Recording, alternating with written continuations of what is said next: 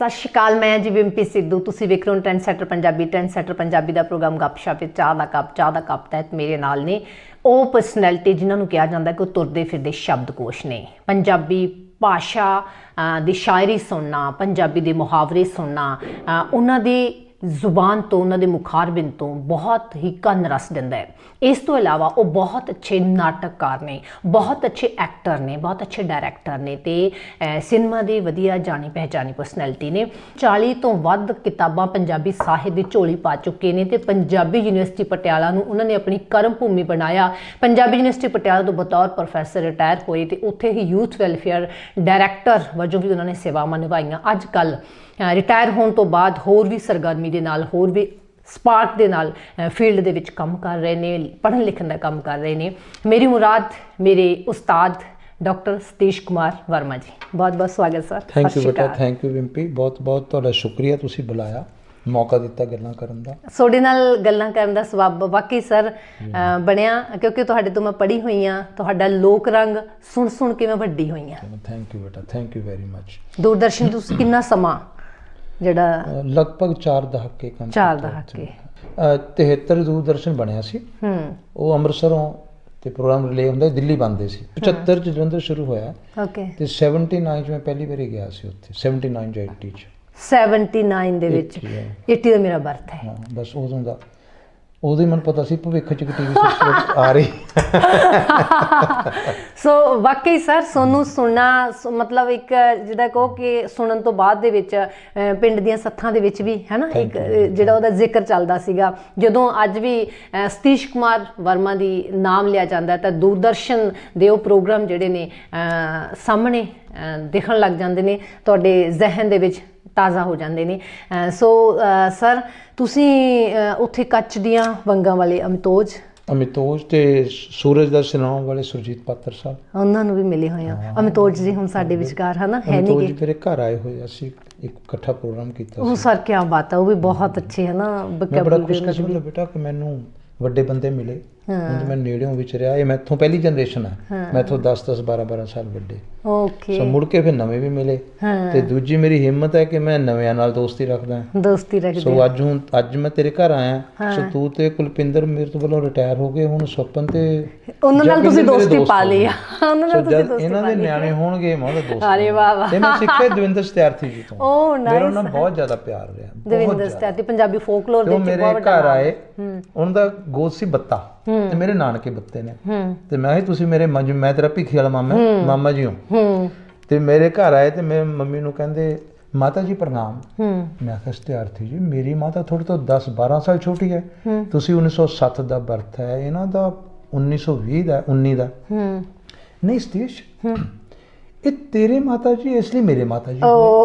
ਜਦ ਕੱਲ ਨੂੰ ਤੇਰਾ ਵਿਆਹ ਹੋਏਗਾ, ਤੇਰੇ ਬੱਚੇ ਮੇਰੇ ਦੋਸਤ ਬਣ ਗਏ, ਫਿਰ ਤੇਰੀ ਪਤਨੀ ਮੇਰੀ ਮਾਤਾ ਜੀ। ਕੀ ਬਾਤ ਹੈ ਸਰ। ਸਤਿਆਰਥੀ ਉਹਨਾਂ ਬਾਰੇ ਗੱਲ ਚੱਲੀ ਹੈਗੀ, ਆਪਾਂ ਗੱਲਾਂ ਬਹੁਤ ਸਾਰੀਆਂ ਤੁਹਾਡੇ ਬਾਰੇ ਵੀ ਹੋਰ ਕਰਾਂਗੇ। ਸਤਿਆਰਥੀ ਉਹਨਾਂ ਦੇ ਬਾਰੇ ਤੁਸੀਂ ਲੰਬਾ ਸਮਾਂ ਰਹੇ ਹੋ ਉਹਨਾਂ ਦੇ ਨਾਲ, ਹੈ ਨਾ, ਇੱਕ ਵਾਕਈ ਯੁੱਗ ਪੁਰਸ਼ ਉਹਨਾਂ ਨੂੰ ਅਸੀਂ ਕਹਾਂਗੇ ਪੰਜਾਬੀ ਫੋਕਲੋਰ ਦੇ ਵਿੱਚ। ਬਹੁਤ ਵੱਡਾ ਡੈਡੀਕੇਸ਼ਨ ਦੇ ਨਾਲ, ਬਿਨਾਂ ਕਿਸੇ ਉਹਨਾਂ ਨੇ ਲਾਲਚ ਦੇ ਹੈ ਨਾ ਕੰਮ ਕੀਤਾ। ਕਿੱਦਾਂ ਦੀ ਪਰਸਨੈਲਿਟੀ ਸੀਗੇ? ਆਪਣੇ ਕੋਲ ਸਮਾਂ ਥੋੜਾ। ਮੇਰੀ ਕਿਤਾਬ ਹੈ ਸਾਹਿਤ ਦੀ ਸਰਗਮ, 2021 ਚ ਛਪੀ ਹੈ। ਉਹਦੇ ਚ ਮੇਰੇ 7 ਲੇਖਕਾਂ ਬਾਰੇ ਰਚਨਾਵਾਂ ਨੇ। ਦਵਿੰਦਰ ਸਤਿਆਰਥੀ ਦਾ ਰੇਖਾ ਚਿੱਤਰ ਹੈ। ਦਵਿੰਦਰ ਸਤਿਆਰਥੀ ਹੋਣ, ਮੈਂ ਹੋਵਾਂ, ਤੂੰ ਹੋਵੇਂ, ਕੋਈ ਵੀ ਹੋਵੇ, ਇਹ ਜਨੂਨ ਦੀ ਖੇਡ ਹੁੰਦੀ ਹੈ। ਉਹਨਾਂ ਨੇ ਉਸ ਵੇਲੇ ਇੱਕ ਜਨੂਨ ਆ ਗਿਆ। ਮਹਿੰਦਰਾ ਕਾਲਜ ਪੜ੍ਹਦੇ ਸੀ, ਕੋਈ ਉਹਦਾ ਕਲਾਸ ਫੈਲੋ ਸੀ, ਸੁਸਾਈਡ ਕਰ ਗਿਆ, ਜੀ ਨਾ ਲੱਗੇ, ਲਾਹੌਰ ਚਲੇ ਗਏ ਤੇ ਉੱਥੇ ਸੁਸਾਈਡ ਕਰਨਾ ਚਾਹੁੰਦੇ ਸੀ। ਓਕੇ। ਤੇ ਅਲਾਮਾ ਇਕਬਾਲ ਕੋਲ ਪਹੁੰਚ ਗਏ, ਉਹਨਾਂ ਨੇ ਇਹਨੂੰ ਰੋਕਿਆ ਸੁਸਾਈਡ ਨਾ ਕਰ। ਮਤਲਬ ਅਲਾਮਾ ਇਕਬਾਲ ਤੋਂ ਆਸ਼ੀਰਵਾਦ ਲੈ ਕੇ ਸ਼ੁਰੂ ਹੋਇਆ ਕੰਮ। ਓਕੇ। ਉਹਨਾਂ ਨੇ ਲੋਕ ਗੀਤ ਇਕੱਠੇ ਸ਼ੁਰੂ ਕਰਨੇ ਕੀਤੇ। ਉਦੋਂ ਲੋਕ ਗੀਤ ਸ਼ਬਦ ਹੀ ਨਹੀਂ ਸੀ। ਉਹਨਾਂ ਸ਼ਬਦ ਕੱਢਿਆ ਗ੍ਰਾਮ ਗੀਤ, ਫਿਰ ਲੋਕ ਗੀਤ ਬਣਿਆ। 1935 ਚੋਂ ਦੀ ਗਿੱਧਾ ਕਿਤਾਬ ਆਈ ਹੈ, ਜਿਹੜੀ ਪਹਿਲੀ ਓਥੈਂਟਿਕ ਬੁੱਕ ਹੈ। ਬਹੁਤ ਕੰਮ ਕੀਤਾ ਔਰ ਅਸਲੀ ਫਕੀਰੀ। ਅਸੀਂ ਤਾਂ ਐਵੇਂ ਕੋਟ ਪੈਂਟ ਵਾਲੇ ਫਕੀਰ ਕਹਾਉਂਦੇ ਹਾਂ ਨਾ, ਮਤਲਬ ਘਰ-ਬਾਰ ਤੋਂ ਬੇਨਿਆਜ਼ ਹੋ ਕੇ ਪਤਾ ਨਹੀਂ ਉਹਨਾਂ ਦੀ ਪਹਿਲੀ ਬੇਟੀ ਵੀ ਉਸ ਸਫ਼ਰ ਦੇ ਦੌਰਾਨ ਹੋਈ ਸੀ। ਬਿਲਕੁਲ ਤਾਂ ਪਤਾ ਹੀ 2.5 ਮਹੀਨੇ ਬਾਅਦ ਲੱਗਿਆ। ਸੋ ਬਹੁਤ ਵੱਡੀ ਸ਼ਖਸੀਅਤ ਸੀ, ਉਹਨਾਂ ਦਾ ਅਸੀਂ ਦੇਣਾ ਦੇ ਨਹੀਂ ਸਕਦੇ। ਬਹੁਤ ਹੀ ਵੱਡੀ ਮੇਰੇ ਨਾਲ ਬਹੁਤ ਜ਼ਿਆਦਾ ਪਿਆਰ ਰਿਹਾ, ਮੇਰੇ ਘਰ ਰਹਿੰਦੇ ਰਹੇ ਨੇ, ਉਹਨਾਂ ਨਾਲ ਮੇਰੀ ਬਹੁਤ ਜ਼ਿਆਦਾ ਰੇਖਾ ਚਿੱਤਰ ਮੈਂ ਸਾਰਾ ਕੁਝ ਓਕੇ। ਰੇਖਾ ਸਾਹਿਤ ਦੀ ਸਰਗਮ ਜ਼ਰੂਰ ਪੜ੍ਹਨਾ, ਪੰਜਾਬੀ ਦੇ ਦਿੱਗਜ ਸਾਹਿਤਕਾਰਾਂ ਦੇ ਨਾਲ ਤੁਸੀਂ ਰੂਬਰੂ ਹੋ ਸਕੋਗੇ। ਮੈਡਮ ਟਿਵਾਣਾ ਬਾਰੇ, ਮੇਰੇ ਟੀਚਰ ਜਵਿੰਦਰ ਸਤਿਆਰਥੀ ਜੀ ਬਾਰੇ, ਬਲਵੰਤ ਗਾਰਗੀ ਡਾਕਟਰ ਚਰਨ ਸਿੰਘ ਬਾਰੇ, ਬੰਜਾਰਾ ਬੇਦੀ ਬਾਰੇ, ਬਲਰਾਜ ਸਾਹਨੀ ਜੀ ਬਾਰੇ, ਬਰਜਿੰਦਰ ਹਮਦਰਦ, 7 ਨੇ ਜਿਸ 'ਚ 4 ਰੇਖਾ ਚਿੱਤਰ ਨੇ, 3 ਲੇਖ ਨੇ। ਸਰ ਤੁਹਾਡੇ ਬਾਰੇ ਕਿਹਾ ਜਾਂਦਾ ਹੈ ਕਿ ਡਾਕਟਰ ਸਤੀਸ਼ ਕੁਮਾਰ ਵਰਮਾ ਕਿਤਾਬਾਂ ਪੜ੍ਹਦੇ ਨਹੀਂ, ਕਿਤਾਬਾਂ ਪੀਂਦੇ ਹੈ। ਇਸ ਤਰ੍ਹਾਂ ਜੇ ਕੁਝ ਲੋਕ ਸ਼ਰਾਬ ਪੀਂਦੇ ਆ, ਮੈਂ ਕਿਤਾਬ ਪੀਂਦਾ, ਰਿਦਮ ਤਾਂ ਉਹੀ ਹੈ ਨਾ। ਰਿਦਮ ਉਹੀ ਹੈ। ਅਸਲ ਚੇਂਜ ਹੁੰਦਾ ਰਿਹਾ ਜੀ। ਚਸਕਾ ਕਿਵੇਂ ਪਿਆ? ਨਹੀਂ, ਉਹ ਇੱਕ ਤਾਂ ਮੇਰੇ ਘਰ 'ਚ ਪੜ੍ਹਾਈ ਲਿਖਾਈ ਦਾ ਮਾਹੌਲ ਸੀ, ਤੇ ਮੇਰੇ ਬਾਊ ਜੀ ਪੜ੍ਹੇ ਲਿਖੇ ਸੀ, ਮੇਰੇ ਤੋਂ ਸਭ ਤੋਂ ਵੱਡੇ ਭਰਾ ਪੜ੍ਹੇ ਲਿਖੇ, ਮੇਰੇ ਤੋਂ ਵੱਡੇ ਭਰਾ, ਤੇ ਮੈਂ ਚੌਥੇ ਨੰਬਰ ਤੇ। ਮੇਰੀ ਭੈਣ ਨੇ ਉਸ ਵੇਲੇ ਮੈਟ੍ਰਿਕ ਕੀਤੀ ਹੋਈ ਸੀ। ਉਹ ਘਰ 'ਚ ਪੜ੍ਹਾਈ ਲਿਖਾਈ ਦਾ ਮਾਹੌਲ ਸੀ। ਮੈਨੂੰ ਯਾਦ ਹੈ ਮੇਰੇ ਡੈਡ ਸਕੂਲ 'ਚ 6ਵੀਂ 'ਚ ਲੱਗਦੀ ਹੈ ਨਾ ਅੰਗਰੇਜ਼ੀ, ਤੇ ਮੈਂ ਪਹਿਲੀ 'ਚ ਅੰਗਰੇਜ਼ੀ ਸਿੱਖ ਗਿਆ ਸੀ। ਤੇ ਮੇਰੇ ਬਾਊ ਜੀ ਨੇ ਉਹਨਾਂ ਕੋਲ ਉਰਦੂ ਤੇ ਪੰਜਾਬੀ ਦਾ ਕਾਇਦਾ ਸੀ, ਉਰਦੂ ਦਾ ਤੇ ਅੰਗਰੇਜ਼ੀ ਦਾ। ਅੱਛਾ ਜੀ। ਉਹਨਾਂ ਦਾ ਹੋਏਗਾ, ਉਹ ਮੈਨੂੰ ਉੱਥੋਂ ਸਿਖਾਉਂਦੇ ਹੁੰਦੇ ਸੀ। ਮੈਨੂੰ ਯਾਦ ਹੈ ਮੈਂ ਕੋਠੇ ਤੇ ਬੈਠਾ, ਮੈਂ ਕਿਹਾ ਬਾਊ ਜੀ ਹਸਬੈਂਡ ਦੀ ਪੰਜਾਬੀ ਕੀ ਹੈ? ਕਹਿੰਦੇ ਖਸਮ। ਖਸਮ ਉਰਦੂ 'ਚ ਪਤੀ ਨੂੰ ਕਹਿੰਦੇ ਆ, ਉਹ ਸਾਡੇ ਬਣ ਗਈ ਖਸਮਾਂ ਖਾਣੀ ਕਾਲ। ਤੇ ਉਹਨਾਂ ਤੋਂ ਬੜਾ ਵਾਤਾਵਰਨ ਮਿਲਿਆ। ਇੱਕ ਮੇਰੇ ਫਾਦਰ ਨੂੰ ਪੜ੍ਹਾਉਣ ਦਾ ਸ਼ੌਕ ਸੀ, ਗਲੀ ਗੁਆਂਢ ਦੇ ਬੱਚਿਆਂ ਨੂੰ ਫਰੀ ਪੜ੍ਹਾਉਂਦੇ ਸੀ। ਤੇ ਜਦੋਂ ਪੜ੍ਹਾਉਂਦੇ ਸੀ ਤਾਂ ਇਸ ਲਈ ਕਿ ਮੇਰੇ ਨਿਆਣੇ ਵੀ ਨਿਆਣੇ ਪੜ੍ਹ ਜਾਣ। ਦੇਖੋ ਸੋ ਫਿਰ ਮੇਰੇ ਵੱਡੇ ਭਰਾ ਜਦੋਂ ਮੈਂ ਬਹੁਤ ਛੋਟਾ ਸੀ ਉਦੋਂ BSc ਕਰ ਗਏ ਸੀ। ਉਹ ਬਹੁਤ ਪੜ੍ਹਨ ਲਿਖਣ 'ਚ ਹੁਸ਼ਿਆਰ ਸੀ। ਮੈਥੋਂ ਵੱਡੇ ਭਰਾ ਨੂੰ ਥੀਏਟਰ ਦਾ ਸ਼ੌਕ ਸੀ। ਤੇ ਓਮਪੁਰੀ ਮੇਰੇ ਕਜ਼ਨ ਨੇ ਦੂਰ ਪਾਰ ਦੇ, ਉਹਦਾ ਨਿਕਨੇਮ ਗੁੱਡੂ ਹੈ। ਉਹਨਾਂ ਨੂੰ ਮੈਂ ਪਹਿਲੀ ਵਾਰ ਸਟੇਜ ਤੇ ਦੇਖਿਆ, ਉਹਨਾਂ ਤੋਂ ਮੈਂ ਇੰਸਪਾਇਰ ਹੋਇਆ। ਸੋ ਮੇਰੇ ਵੱਡੇ ਭਰਾ ਸੁਦੇਸ਼ ਵਰਮਾ, ਇਹਨਾਂ ਤੋਂ ਇੰਸਪਾਇਰ ਹੋਇਆ। ਸਭ ਤੋਂ ਵੱਡੇ ਤੇਜ ਪ੍ਰਕਾਸ਼ ਵਰਮਾ, ਉਹ ਪੜ੍ਹਾਈ 'ਚ ਹੋਇਆ। ਸੋ ਵੱਡੇ ਭਰਾ ਨੂੰ ਘਰ ਬੜੀ ਟੌਰ ਸੀ ਉਹਦੀ, ਮੁੰਡਾ ਪੜ੍ਹਾਈ 'ਚ ਬੜਾ ਹੁਸ਼ਿਆਰ ਹੈ। ਛੋਟੇ ਦੀ ਬਾਹਰ ਬੜੀ ਟੌਰ ਸੀ, ਵੀ ਕਲਾਕਾਰ ਹੈ। ਮੈਂ 2 ਤਲਵਾਰਾਂ ਫਸਾ ਲਈਆਂ, ਦੋਨੋਂ ਕੰਮ ਕਰ ਘਰੋਂ ਵੀ ਇੱਜ਼ਤ ਮਿਲ ਗਈ, ਬਾਹਰੋਂ ਵੀ ਮਿਲ ਗਈ, ਇਸ ਲਈ ਦੋਨੋਂ ਪਾਸੇ ਰਹੇ, ਆਪਣੇ ਵਿੱਚ ਦੋਨਾਂ ਨੂੰ ਆਤਮਸਾਤ ਕਰ ਲਿਆ। ਤੇ ਜਿਹੜੇ ਮੈਥੋਂ ਵੱਡੇ ਭਰਾ ਸੁਦੇਸ਼ ਵਰਮਾ, ਹੀ ਵਾਸ ਅ ਮਲਟੀ ਟੈਲੈਂਟਡ ਪਰਸਨ। ਉਹ ਗਾਉਂਦੇ ਸੀ, ਕਿਤਾਬਾਂ ਪੜ੍ਹਦੇ ਸੀ, ਲਿਖਦੇ ਸੀ, ਯਾਨੀ ਹੋਲਿਸਟਿਕ ਪਰਸਨੈਲਿਟੀ ਸੀ। ਬਾਅਦ 'ਚ ਥੀਏਟਰ ਕਰਦੇ ਰਹੇ, ਥੀਏਟਰ 'ਚ ਵੀ ਮੈਂ ਉਹਨਾਂ ਨਾਲ ਕੰਮ ਕੀਤਾ, ਮੇਰੇ ਗੁਰੂ ਨੇ ਥੀਏਟਰ 'ਚ ਕਹਿ ਲਓ। ਤੇ ਉਹਨਾਂ ਨੂੰ ਸ਼ੌਕ ਸੀ। ਉਦੋਂ 67 'ਚ ਹਿੰਦ ਪਾਕਿਟ ਬੁੱਕਸ ਇੱਕ ਸ਼ੁਰੂ ਹੋਈ ਸੀ ਪਬਲੀਕੇਸ਼ਨ। ਉਹ ਹਰ ਮਹੀਨੇ 10 ਰੁਪਏ ਦੇ ਵਿੱਚ ਕਿਤਾਬਾਂ, 1 ਰੁਪਏ ਵਾਲੀਆਂ 10, ਕੋਈ 2 ਰੁਪਏ ਵਾਲੀਆਂ ਤਾਂ 9 ਹੋ ਗਈਆਂ, ਉਹ ਘਰ ਆਉਂਦੀਆਂ ਸੀ। ਤੇ ਮੈਂ ਉਹ ਚੱਟਮ ਕਰ ਦਿੰਦਾ ਸੀ। ਤੇ ਮੈਂ 8ਵੀਂ 'ਚ ਪੜ੍ਹਦੇ ਸਾਦਤ ਹਸਨ ਮੰਟੋ, ਰਜਿੰਦਰ ਸਿੰਘ ਬੇਦੀ, ਅਮਰਤਾ ਪ੍ਰੀਤਮ ਨਾਮ ਸੀ, ਮੈਂ ਹਿੰਦੀ 'ਚ ਪੜ੍ਹੇ ਹੋਇਆ, ਜਿਹੜੇ ਉਦੋਂ ਅਨੁਵਾਦ ਹੋਏ। 8ਵੀਂ ਕਲਾਸ 'ਚ ਪੜ੍ਹਦੇ ਆ, 8ਵੀਂ 'ਚ ਪੜ੍ਹਦੇ। ਤੇ ਕ੍ਰਿਸ਼ਨ ਚੰਦਰ, ਆਚਾਰਿਆ ਚਤੁਰ ਸੈਨ, ਸਾਰੇ ਬਹੁਤ ਵੱਡੇ ਨਾਮ ਨੇ ਜਿਨ੍ਹਾਂ ਨੂੰ ਮਤਲਬ ਉਹ 8ਵੀਂ ਦੇ ਬੱਚੇ ਦਾ ਲੈਵਲ ਬਣ ਗਿਆ। ਲਿਖਣ ਦਾ ਸ਼ੌਕ ਹੋ ਗਿਆ, ਪਤਾ ਨਹੀਂ ਕਿੱਥੋਂ। ਸਰ ਤੁਹਾਡੀ ਮੈਮਰੀ ਬਹੁਤ ਹੈ, ਯਾਦਾਸ਼ਤ ਮੈਮਰੀ ਬੇਟਾ ਇਸ ਤਰ੍ਹਾਂ ਹੁੰਦੇ, ਇਹ ਗੱਲ ਸ਼ਾਇਦ ਸੁਣਨ ਨੂੰ ਉਪਰੀ ਲੱਗੇ, ਹਰ ਬੰਦੇ ਮੈਮਰੀ ਚੰਗੀ ਹੁੰਦੀ ਹੈ, ਹਰ ਬੰਦੇ। ਮੈਂ ਤਜਰਬਾ ਕਰ ਲੈਣਾ, ਕਿਸੇ ਨੂੰ 100 ਰੁਪਏ ਉਧਾਰ ਦੇ 20 ਸਾਲ ਨਿਕਲਦੀ, ਕਹਿੰਦਾ ਮੇਰੀ ਮੈਮਰੀ ਨਹੀਂ। ਮੈਂ ਕਹਿੰਦਾ ਯਾਰ ਤੂੰ ਕਿਸੇ ਨੂੰ ਉਧਾਰ ਦਿੱਤਾ? ਹਾਂ ਯਾਰ ਉਹ 100 ਰੁਪਏ ਦਿੱਤੇ ਸੀ, ਉਹਨੇ ਮੋੜੇ ਨਹੀਂ। ਤੁਸੀਂ ਜਿਸ ਚੀਜ਼ ਦੀ ਮੈਮਰੀ ਰੱਖਣਾ ਚਾਹੋ, ਇਹ 1350 ਗ੍ਰਾਮ ਦਾ ਪੁਰਜ ਹੈ। ਜਿਵੇਂ ਫਰਿੱਜ 'ਚ ਗੰਢੇ ਰੱਖ ਲਓ, ਚਾਹੇ ਫਰਿੱਜ ਦੇ ਵਿੱਚ ਸੇਬ ਰੱਖ ਲਓ। ਹੁਣ ਮੈਂ ਇੱਥੇ ਸਿਰਫ ਕਿਤਾਬਾਂ ਰੱਖਦਾ ਜਾਂ ਬੰਦੇ ਰੱਖਦਾ, ਮੇਰੇ 2 ਹੀ ਕੰਸਰਨ ਨੇ। ਮੇਰੀ ਇੱਕ ਟੂਕ ਹੈ ਕਿ ਮੈਂ ਬੰਦਿਆਂ ਨੂੰ ਕਿਤਾਬਾਂ ਵਾਂਗ, ਕਿਤਾਬਾਂ ਨੂੰ ਬੰਦਿਆਂ ਵਾਂਗ ਪੜ੍ਹਦਾ। ਇਸ ਲਈ ਮੈਨੂੰ ਬੰਦੇ ਯਾਦ ਰਹਿੰਦੇ ਆ, ਉਹਨਾਂ ਦੇ ਨਾਂ ਯਾਦ ਰਹਿੰਦੇ ਆ, ਗੱਲਾਂ ਯਾਦ ਰਹਿੰਦੀਆਂ। ਕੁਝ ਕੁਦਰਤੀ, ਮੈਨੂੰ ਇੱਕ ਦੱਸਿਆ ਸੀ ਸਾਈਕੋਲੋਜਿਸਟ ਨੇ ਕਿ ਮੇਰੀ ਫੋਟੋ ਮੈਮਰੀ ਹੈ। ਮੈਨੂੰ ਤਸਵੀਰ ਸਮੇਤ ਗੱਲ ਯਾਦ ਰਹਿੰਦੀ ਹੈ। ਤੁਸੀਂ ਦੱਸ ਰਹੇ ਸੀਗੇ ਕਿ ਤੁਹਾਨੂੰ 3 ਸਾਲ ਮੈਨੂੰ ਆਪਣੇ ਸਕੂਲ ਜਾਣ ਦਾ ਪਹਿਲਾ ਦਿਨ ਮੇਰੇ ਬਾਊ ਜੀ ਤੇ ਮੇਰੇ ਟੀਚਰ ਦੀ ਕੀ ਗੱਲ ਹੋਈ ਔਰ ਉਦੋਂ ਮੈਂ ਕੀ ਮਹਿਸੂਸ ਕੀਤਾ, 3 ਸਾਲ ਦੇ ਬੱਚੇ ਨੂੰ ਸਰ ਕੁਛ ਨਹੀਂ, ਤੇ ਮੇਰੀ ਉਹ ਮੈਮਰੀ ਹੈ ਕੁਦਰਤੀ। ਹੁਣ ਮੈਂ ਜੀ ਅੱਜ ਕੱਲ੍ਹ ਕਿਤਾਬ ਲਿਖ ਰਿਹਾ ਆਪਣੀ, ਰਗ ਰਗ ਵਿੱਚ ਰੰਗਮੰਚ। ਉਹ ਮੇਰੀ ਰੰਗਮੰਚ ਦੀ ਸਵੈ ਜੀਵਨੀ ਹੈ ਸਿਰਫ। ਤੇ ਮੇਰਾ ਪਹਿਲਾ ਥੀਏਟਰ ਐਨਕਾਊਂਟਰ 3-3.5 ਸਾਲ ਦਾ, ਤੇ ਮੈਂ ਪੂਰਾ ਚੈਪਟਰ ਉਹਦੇ ਉੱਤੇ ਲਿਖਿਆ, ਜਿਹੜਾ ਮੇਰਾ ਫਸਟ ਐਨਕਾਊਂਟਰ ਸੀ। ਉੱਥੇ ਮੈਂ ਰਿਜੈਕਟ ਹੋਇਆ ਸੀ, ਮਤਲਬ ਮੈਂ ਰਿਜੈਕਸ਼ਨ 'ਚੋਂ ਸਿਲੈਕਟ ਹੋਇਆ। ਤੇ ਮੈਨੂੰ ਰਿਜੈਕਸ਼ਨਾਂ ਇੰਨੀਆਂ ਮਿਲੀਆਂ ਕਿ ਉਹ ਰਿਜੈਕਸ਼ਨਾਂ ਘੁਲ ਮਿਲ ਕੇ ਅਖੀਰ ਸਿਲੈਕਸ਼ਨ ਬਣਨੀ ਸ਼ੁਰੂ ਹੋ ਗਈ। ਬਹੁਤ ਸਾਰੇ ਐਸੇ ਨਾਟਕ ਜਿਹ 'ਚ ਮੈਂ ਰੋਲ ਕੀਤੇ ਪਰ ਪ੍ਰੋਡਕਸ਼ਨਾਂ ਨਹੀਂ ਹੋ ਸਕੀਆਂ, ਜਿਵੇਂ ਤੁਹਾਡਾ ਜੀ ਕੈਮਰਾ ਖਰਾਬ ਹੋ ਗਿਆ।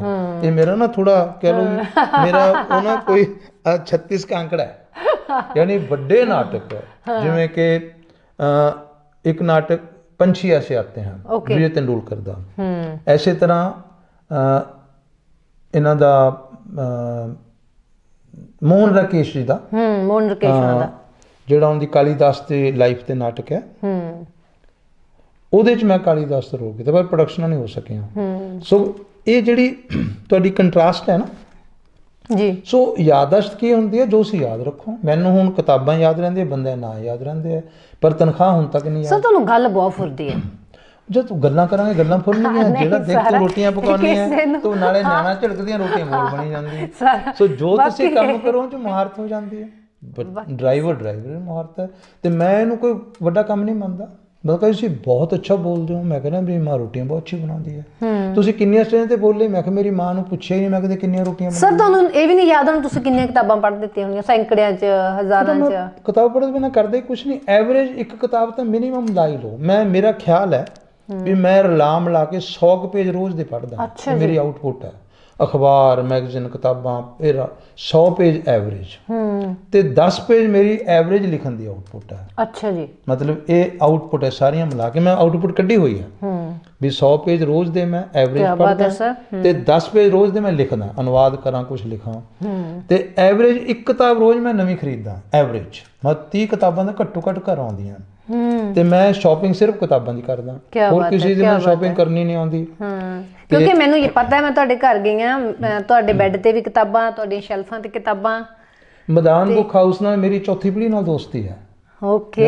ਪੜ੍ਹਦੇ ਸੀ ਸੋਹਣ ਲਾਲ ਮਦਾਨ, ਫਿਰ ਪਸ਼ਮ ਲਾਲ ਮਦਾਨ, ਫਿਰ ਵਿਨੋਦ ਮਦਾਨ, ਫਿਰ ਮਯੂਸ ਮਦਾਨ। ਹੁਣ ਕਿਹਾ ਵੀ 5ਵੀਂ ਪੀੜ੍ਹੀ ਨਾਲ ਮੈਂ ਦੋਸਤੀ ਲਾਉਣੀ ਹੈ ਤੇ ਰੈਗੂਲਰ ਮੈਂ ਕਿਤਾਬਾਂ ਖਰੀਦਦਾ। ਫਿਰ ਮੇਰੀਆਂ ਵਿਧੀਆਂ ਲੱਭੀਆਂ ਹੋਈਆਂ। ਮੈਂ ਟਾਈਮ ਬਹੁਤ ਬਚਾਉਣਾ। ਮੈਂ ਇੱਕ ਟਾਈਮ ਸੇਵਰ ਹਾਂ। ਬਸ ਮੈਂ ਆਪਣਾ ਟਾਈਮ ਨਹੀਂ ਵੇਸਟ ਹੋਣ ਦਿੰਦਾ। ਮੈਂ ਕੋਈ ਕਿਤਾਬ ਪਿਆਰ ਭੇਂਟ ਨਹੀਂ ਲੈਂਦਾ। ਓਕੇ।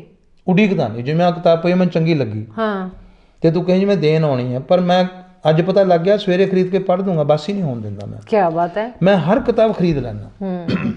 ਪਿਆਰ ਭੇਂਟ ਵਾਲੀ ਕਿਤਾਬ ਪੜ੍ਹਨੀ ਮਜਬੂਰੀ ਬਣ ਜਾਂਦੀ ਹੈ, ਮੈਨੂੰ ਮਹਿੰਗੀ ਪੈਂਦੀ ਹੈ। ਜਿਹਨੇ 2 ਸ਼ਬਦ ਲਿਖਤੇ 300 ਸਫ਼ੇ ਪੜ੍ਹੇ ਤੇ ਮੇਰੇ 30 ਘੰਟੇ ਲੱਗ ਗਏ ਤੇ ਮੇਰਾ 1000 ਰੁਪਏ ਦਾ ਘੰਟਾ, ਮੈਨੂੰ ਤਾਂ 30,000 ਕਿਤਾਬ ਪੈ ਗਈ, 3,000 ਰੁਪਏ ਦੀ। ਜਿਹੜੀ ਖਰੀਦੀ ਹੋਈ ਹੈ ਉਹ ਮੇਰੀ ਮਰਜ਼ੀ ਦੀ ਹੈ। Exactly sir. ਇਸ ਕਰਕੇ ਮੈਂ ਨਾਰਮਲੀ ਪਿਆਰ ਭੇਂਟ ਲੈਂਦਾ ਨਹੀਂ। ਤੁਹਾਡੀ ਟਾਈਮ ਮੈਨੇਜਮੈਂਟ ਵੀ ਬਹੁਤ ਸਟਰੋਂਗ ਹੈ, ਬਹੁਤ ਪਾਵਰਫੁਲ ਹੈ। ਪਹਿਲੀ ਗੱਲ ਤਾਂ ਇਹ ਹੈ ਕਿ ਹਰ ਬੰਦੇ ਨੂੰ 24 ਘੰਟੇ ਮਿਲਦੇ ਆ ਜੀਣ ਲਈ। ਮੈਂ ਜੀਣ ਲਈ ਕਹਿ ਰਿਹਾ। ਇਹ ਪਹਿਲਾ ਹਰ ਦਿਨ ਤੁਹਾਡਾ ਪਹਿਲਾ ਤੇ ਆਖਰੀ ਦਿਨ ਹੁੰਦਾ। ਮੈਂ ਹਰ ਦਿਨ ਨੂੰ ਆਖਰੀ ਦਿਨ ਮੰਨ ਕੇ ਜਾਂਦਾ। ਸੁੱਤੇ ਪਏ ਵੀ ਤੁਹਾਡਾ ਕੀ ਪਤਾ ਫੁੜਕ ਜਾਓ, ਸਵੇਰੇ ਉੱਠੋ ਨਾ ਉੱਠੋ। ਕਿਉਂਕਿ ਤੁਹਾਡਾ ਵੀ ਇੰਨੇ ਤੋਂ ਇੰਨੇ ਵਜੇ ਆ, ਇੰਨੇ ਤੋਂ ਇੰਨੇ ਵਜੇ ਆ। ਇਸ ਤਰ੍ਹਾਂ ਦਾ ਸ਼ਡਿਊਲ ਸਰ। ਇਸ ਤਰ੍ਹਾਂ ਹੁੰਦਾ ਨਾ। ਹੁਣ ਮੰਨ ਲਓ ਮੇਰੇ ਕੋਲ 100 ਰੁਪਏ ਨੇ ਤੇ ਮੈਂ 100 ਚ ਗੁਜ਼ਾਰਾ ਕਰਨਾ। ਹੁਣ ਮੇਰੇ ਕੋਲ ਘੰਟੇ ਹੀ 24 ਨੇ। 24 ਘੰਟੇ ਨੇ ਇੱਕ ਦਿਨ ਦੇ, ਹਫ਼ਤੇ ਦੇ 168 ਨੇ, ਮਹੀਨੇ ਦੇ 720 ਨੇ, ਸਾਲ ਦੇ 8760 ਘੰਟੇ ਨੇ ਤੇ 4 ਸਾਲ ਬਾਅਦ ਜਦੋਂ ਫਰਵਰੀ 29 ਦਾ ਹੋਵੇ ਫਿਰ 8784 ਘੰਟੇ ਹੋ ਗਏ। ਹੁਣ ਤੁਹਾਡੇ ਕੋਲ ਇਹੀ ਮਨੀ ਹੈ। Time is money. ਮੈਂ ਕਹਿੰਦਾ ਮਨੀ ਇਜ਼ ਟਾਈਮ। ਮੈਂ ਇੱਕ ਮਿੰਟ ਵੇਸਟ ਨਹੀਂ ਕਰ ਸਕਦਾ। ਮੈਂ ਇੱਕ ਸ਼ਬਦ ਵਰਤਦਾ ਕਿ I never waste time, I consume and invest time. ਕੀ ਬਾਤ ਹੈ। ਹੁਣ ਅੱਜ ਮੈਂ ਤੇਰੇ ਪ੍ਰੋਗਰਾਮ ਤੇ ਆਇਆ, ਤੇਰੇ ਕੁਲਪਿੰਦਰ ਨਾਲ ਮੈਂ ਟਾਈਮ ਕੰਜ਼ਿਊਮ ਕੀਤਾ, ਪਰ ਸਵਪਨ ਤੇ ਜਪਿੰਦਰ ਨਾਲ ਮੈਂ ਇਨਵੈਸਟ ਕੀਤਾ। ਅਰੇ ਵਾਹ ਵਾਹ। ਸੋ ਮੈਂ ਬੜਾ ਬਾਣੀਆ ਬੰਦਾ ਹਾਂ, ਬਿਜ਼ਨਸਮੈਨ ਬੰਦਾ। I invest and consume time, I never waste time. ਮੈਂ ਕਹਿੰਦਾ ਸੀ ਖੁੱਲਾ ਸਮਾਂ ਕੱਢ ਕੇ ਆਇਆ। ਮੈਂ ਕਿਹਾ ਮੈਂ ਇਸ ਕੰਮ ਲਈ ਖੁੱਲਾ ਸਮਾਂ, ਮੈਂ ਤੇਰੇ ਲਈ ਖੁੱਲਾ ਸਮਾਂ ਕੱਢ ਕੇ ਆਇਆ। ਮੈਨੂੰ ਨਾ ਸਰ ਜਦੋਂ ਮੈਂ ਤੁਸੀਂ ਕਿਉਂਕਿ ਇੱਕ ਤੁਹਾਡਾ ਕਹਿੰਦੇ ਹੁੰਦੇ ਫਾਦਰ ਮਦਰ ਆਲ ਲਾਈਫ ਤੁਹਾਡੇ ਨਾਲ ਰਹਿੰਦੇ ਆ, ਤੁਹਾਡਾ ਟੀਚਰ ਵੀ ਆਲ ਲਾਈਫ ਟੈਗ ਵਾਂਗ ਤੁਹਾਡੇ ਨਾਲ ਹੈ ਨਾ ਰਹਿੰਦਾ। ਰੀਅਲੀ ਮੈਂ ਤੁਹਾਨੂੰ ਯਾਦ ਕਰਦੀ ਰਹਿੰਦੀ ਹਾਂ ਕਿ ਜਦੋਂ ਵੀ ਮੈਂ ਸਫ਼ਰ 'ਚ ਜਾਵਾਂ, ਸਫ਼ਰ ਤੇ ਮੈਂ ਜਾਣਾ ਹੈ, ਮੈਂ ਪਰਸ ਦੇ ਵਿੱਚ ਦੂਜੇ ਸਮਾਨ ਦੇ ਨਾਲ ਕਿਤਾਬ ਜ਼ਰੂਰ ਹੁੰਦੀ ਹੈ। ਤੁਸੀਂ ਕਲਾਸ ਦੇ ਵਿੱਚ ਸਾਨੂੰ ਦੱਸਦੇ ਹੁੰਦੇ ਸੀ ਕਿ ਮੈਂ ਸਫ਼ਰ ਦੇ ਦੌਰਾਨ ਵੀ ਆਪਣਾ ਟਾਈਮ ਜਿਹੜਾ ਉਹ ਵੇਸਟ ਨਹੀਂ ਕਰਦਾ, ਮੈਂ ਕਿਤਾਬ ਪੜ੍ਹਦਾ। ਮੈਂ ਰੀਅਲੀ ਉਸ ਚੀਜ਼ ਨੂੰ ਫੋਲੋ ਕੀਤਾ ਹੋਇਆ। ਮੈਂ ਕਾਲਜ ਯੂਨੀਵਰਸਿਟੀ ਪੜ੍ਹਦਾ, ਸਿਨੇਮੇ ਹਾਲ ਜਾਂਦਾ, ਇੰਟਰਵਲ 'ਚ ਵੀ ਕਿਤਾਬ ਪੜ੍ਹਦਾ। ਮੇਰੇ ਕੋਲ ਭਰਾ ਤੋਂ ਝਿੜਕ ਪਈ। ਕੀ ਬਾਤ ਹੈ। ਜਿੱਥੇ ਵੀ ਕੋਈ ਟਾਈਮ ਹੋਵੇ। ਅੱਛਾ, ਹੁਣ ਅੱਜ ਕੱਲ੍ਹ ਮੈਂ ਵਿਧੀਆਂ ਡਿਵੈਲਪ ਕਰ ਲਈਆਂ ਨਾ। ਹੁਣ ਅੱਜ ਕੱਲ੍ਹ ਮੈਂ ਦੁਨੀਆ 'ਚ ਪੰਜਾਬੀ ਦਾ ਪ੍ਰਚਾਰ ਕਰਨਾ ਮੇਰਾ ਮਕਸਦ ਹੈ। ਆਪਣੀ ਮਾਂ ਦੀ ਤਾਰੀਫ ਹਰ ਬੰਦਾ ਕਰਦਾ, ਮੇਰੀ ਜ਼ੁਬਾਨ ਸਭ ਤੋਂ ਸੋਹਣੀ ਹੈ, ਮੈਂ ਟੈਕਨੀਕਲੀ ਸਮਝਾ ਦਿੰਦਾ। ਹੁਣ ਮੈਂ ਇੰਟਰਨੈਸ਼ਨਲ ਟਰੈਵਲਿੰਗ ਕਰਦਾ। ਜਦੋਂ ਵੀ ਮੈਂ ਇੰਟਰਨੈਸ਼ਨਲ ਟਰੈਵਲਿੰਗ ਕਰਾਂ, ਮੈਂ ਪੰਜਾਬੀ ਦੀ ਕਿਤਾਬ ਹੱਥ 'ਚ ਮੇਰੇ ਹੁੰਦੀ ਆ ਹਮੇਸ਼ਾ।